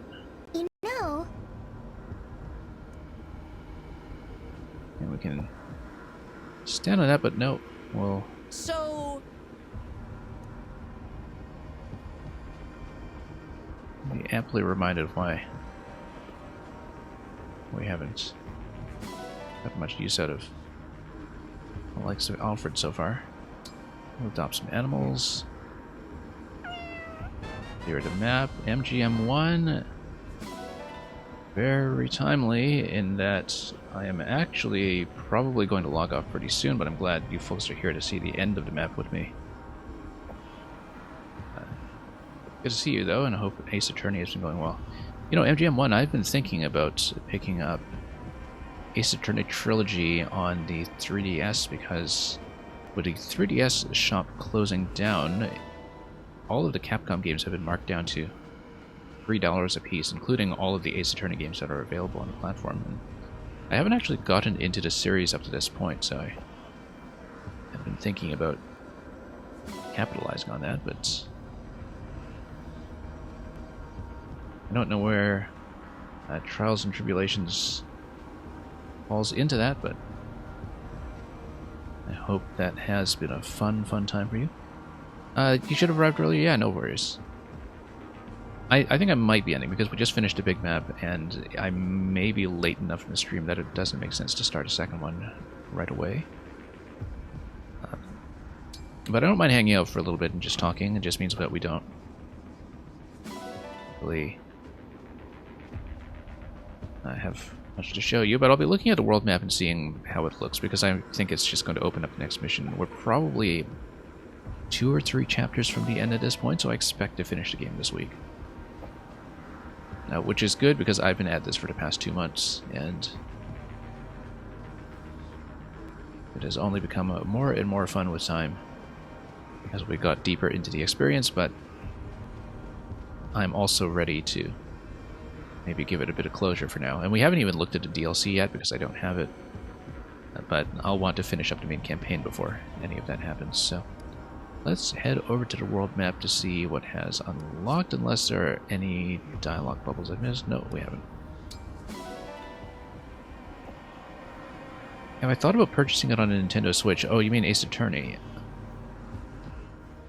Well, if I did it, I mean, either way, it's going to be way on the back burner because I am so fully booked with games for months and months. The old me is going to be okay.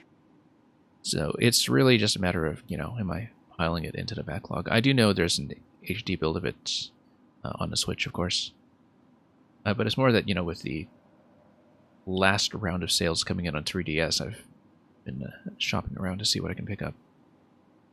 we were able to provide some healing. Because it had been on my 3DS old wish you list for will awaken years and years, soon. and I just never picked it up. So That's a... The old you saw us in the past, though. It should be fine. I do forget everything. Oh, that's right. anyway, I'm going to see the cutscene here. This is very, very late in the game. Just in time. Theoretically, it might be a spoiler, but in practice, it won't be coherent enough to any of you who don't know what's going on to really give anything away. So I guess this is goodbye to the past. Now we'll really never see Sophia again. But thanks to her help, we can keep fighting. She sacrificed her life. If I'm looking to start in help us Phoenix get Wright, you here. highly recommend it. We have Yeah, to go on. the benefit and of stop Sombron. potentially picking it up on Switch, of course, is that I would be able to stream it. But again, it would be way, way in the back burner because I am overstuffed with games. It has been unusually busy for the first few months of the year. Usually, you know, this is backlog catch-up season, but this year the release schedule has been absolutely crazy for me. So You're right. Goodbye. my mostly old because self. Fire Emblem again has taken up my past 2 months. When you begin your journey someday, Anyway, we created a massive time paradox here. Nothing will follow These invaders a were particular right rule. here. That is very odd. I sensed an unexpected emblem. I'm surprised you came, my lord. I had to be certain. I will go back to the temple. Your children are endlessly impressive. If you require some of those. Make children of my own. Family is function and utility. My children owe me their lives. Family. Very pragmatic. What a revelation. You have a child with me. Please, Lord Sombron. As for the current session, MGM1, you said another murder happened, along with other incidents. Yeah, I guess that's what happened to the mystery. Now is not the time. I understand, my lord. I swear to help you achieve your ambitions. I expect your utmost. Anyway, I can hear you saying from all the way over there, objection. A child. How intriguing. What would that be like? How did my mother and father regard me? These are alternate timeline versions of characters we've met earlier in the Foolish, game, in impossible case you're thought. wondering. So, Now perhaps I should find Lord Sombron's child. Oh, why bother? He disposes of them all. That would just make me sad. that actually fleshes out some of the characterization a little bit, so. Anyway. You there? Are you all right? Oh, interesting. So we actually created a branching timeline that sort of converges back into the incidents of our own. I feel like this is potentially the setup for the DLC chapter that will come in eventually with the final wave, but there are many possibilities for where that will go. Oh, thank goodness. The Fell Xenologue, as they call it.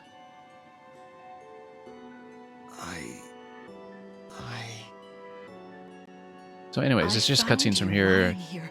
We I was just afraid finished the you might have been tactical dead. components of this map right before you got here. But what a relief. Was that a dream? How's Fire Emblem going? Like I said, it's A dream. very near the end. And it's been going great. I met someone who had my face. Your blue hair and blue eyes are beautiful. That sounds like a lovely dream. Let's get you somewhere nice and warm. Thank you. This is the first time for this. For me. Really, I'm sorry to hear that. Oh, my name. Mother told me. What is your name? I'm Lumera. I know that name. The name of Father's enemy. If you are the divine dragon, if I don't, Father will call me a defect. So yeah, and interesting. This dispose is kind me. of an alternate timeline that is recapitulating our own past in a very convergent fashion. You were kind So it doesn't to me. spoil anything about our plot, but it I does don't want to kill flesh you. out some of the characterization. And all roads just kind of lead to the same destiny. I am thinking a thought that doesn't belong. Defect. Defect. Don't say that. But I must do my duty. That scares me more than anything. Time travel I want again? to Well, I live mean, it doesn't happen all the To time. see tomorrow. Then let's keep today between us. How about this? Let's meet again soon for a nice, long, kind talk. What do you say? But it's kind of just a You glimpse promise. into an alternate possibility. It's not something really consequential to the overall plot we've been playing through so far. Kind of an interesting what if All right. that followed the previous map. The thing about this Fire Emblem games is that it's much more like some of the older ones where the plot is We made it very back. much driven by the demands of what the maps are asking you to do mechanically. You can tell that the map designs come first in terms of what the scenario is and who they want you to fight at a given time and so on, and everything else just kind of exists to serve that purpose. It's a very different experience from something like Three Houses, which is a game where the conversations, the characters, and the overall world building is much more important. And there are games that do this, like Age of Calamity. Actually, yeah. That reminded me of Age of Calamity quite a bit, in some ways. Electrodude, welcome. We are almost done for today, Electrodude, but good to have you here anyway. To think, we actually met Zephyr and you in the past. The barrier is weaker than before. Because we're just It doing the worked. post-battle cutscene right now. We just finished a big map. Now we just need to break the last shard. Let's demolish that thing! One moment. Let's see. What's wrong? Oh, it's nothing. Don't tell me. We gotta go to some other weird place. No. It's right here in Gradlon. Yes? Sorry. I'm a little tired. Oh, she's gonna flip you back so to the evil hard, self, probably. Relying on your power to Don't know detect that the means she'll shards. leave the party. Please, take the time you need. Thank you. But then, do I get to use her on the next map? We'll find out. We'll be able to break the last shard. How can I tell them who's there guarding it? Well, that'll be somebody interesting.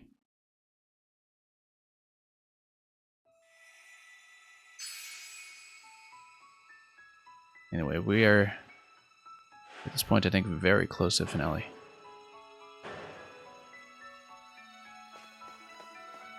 Like I said, I don't think we'll be playing it today. Rylan Temple.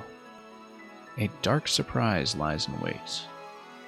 So it's going to be the final shard, and then followed by the thing that is unlocked by the shard. Let's see if we have any more conversations. Lots of conversations, actually. We have a couple of things to do first. Yeah, let's take a look at Marin, because she is level capped. And we might actually consider moving somebody onto Swordmaster. Simply because we've got nobody to use the S-rank swords right now. And that would keep her magic stat if we wanted her to stay on the Levin sword at the same time as well. And so I'm considering that we might move her to Swordmaster, but I also do like how she's doing currently just as the Wolf Knight, because she does serve a pretty unique role. Of course, Swordmaster, yeah, it'll preserve the stats as it is, and we'll see if that makes sense, because I've got so many weapons that we're not using at the moment.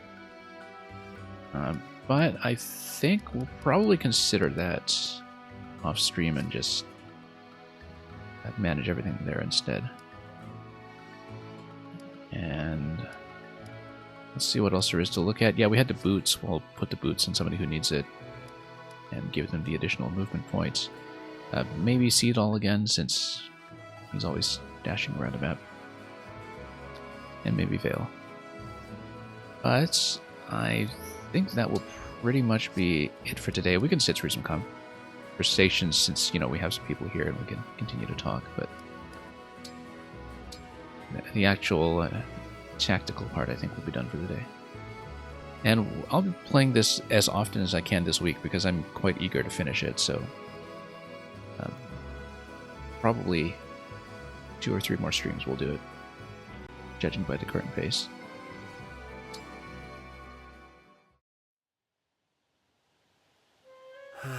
A rank over here. Oh, sorry, Louis. I get very focused when I'm praying. Never fear. I had hoped not to disturb you. Did you have a question? I've already told you all the good observing spots I can think of. No. There is something else on my mind today. I thought I might ask you to say a prayer. Forgive me if I'm misremembering. I thought your mother passed away.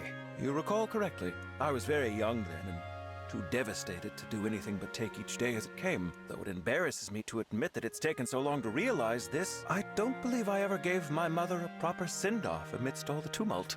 I see. My family were never very deeply religious. Oh, none taken. Religious or not, I'm sure she will be glad to hear that from her place in the heavens. Thank you, Pandreo. Are you sure I'm the right messenger, though? A man of the cloth I may be, but I'm not what most would call conventional. You don't think someone else might be more suitable? No, my choice is deliberate. If someone is going to give her a memorial service... Gotcha. Well then, let's pray, shall we? Mother, may your soul find peace. I think this is the first one we've actually heard about Louis' mother. But that's what the A sports are for. They show off when the characters actually become a little more honest and direct with each other, and aren't just their surface selves. Beetle, I've heard you're really good at telling fortune. I am. Or I guess I should say... Oh. Well, I guess I'd say I'm in a bit of a rut. I didn't realize fortune tellers could get in a rut. It would seem so. I see.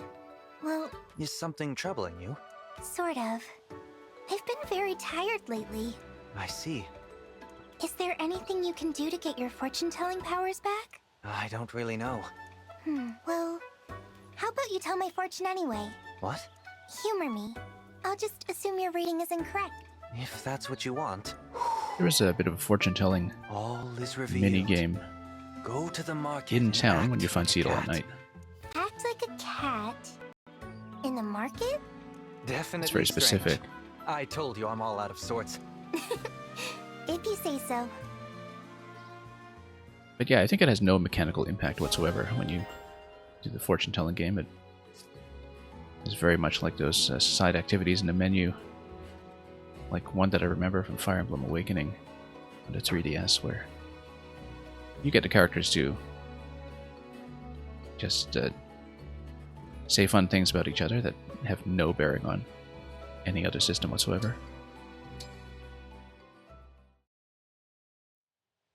Ivy, this is not...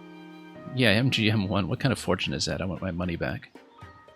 Too late to take it back. You said you would do whatever I asked. It actually made me think of the cat fortune teller in Animal Crossing, who I think is more directly useful and helpful.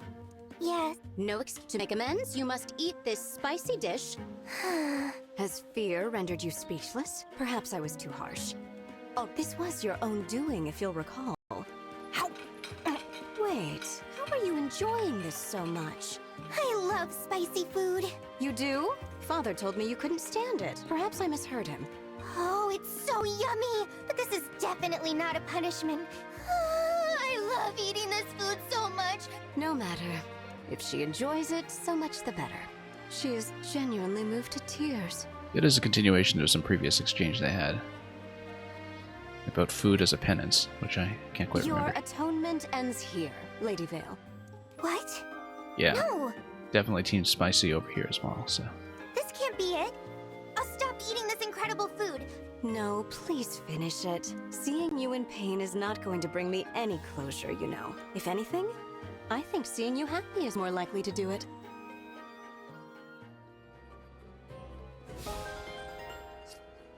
Anyway, that's it for clearing the supports for now. And we will do this chapter next time. So anyway, thank you once again for the raid MGM1. I know you came in after the actual tactical component. That's the interesting thing worth watching, but still glad to have your company nevertheless, and we'll probably take the folks you brought in and shuttle them off somewhere else. We usually have a pretty quiet stream over here when I'm running Fire Emblem, since most of my audience comes from Mario Maker and don't necessarily want to sit through me looking at a grid and just crunching numbers in my head, but it's been a very valuable experience for me to stream so far in terms of just getting a record of all my various moves and strategies, at least for my own reference, and we are so close to finally being done. The end is in sight. A certain character slowed you down, yeah. And yeah, Fire Emblem fans do kind of come and go. I mean, this is a big game. I'm sure a lot of them are finding the time to get through this themselves, and I am ahead of some other people I know who are playing this, and so it's understandable that they wouldn't want to drop by until after they have caught up to where I am, which is odd because I feel like I've been going very slowly. especially because I've been talking about the plays, everything takes twice as long, like it does when I run puzzle levels. Speaking of which, so the plan is to finish Fire Emblem as soon as I can, hopefully within the week. And then we'll be bringing back a lot of Mario Maker puzzle content starting next week, especially because there is a contest where submissions are wrapping up. So we have that to look forward to, and perhaps some other things besides.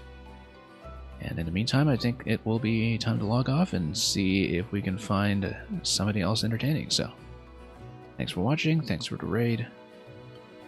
I've been having a great time with this game. And as always, have a great week ahead of you. Enjoy whatever it is you're playing or watching or streaming. And until we see you again, fare thee well.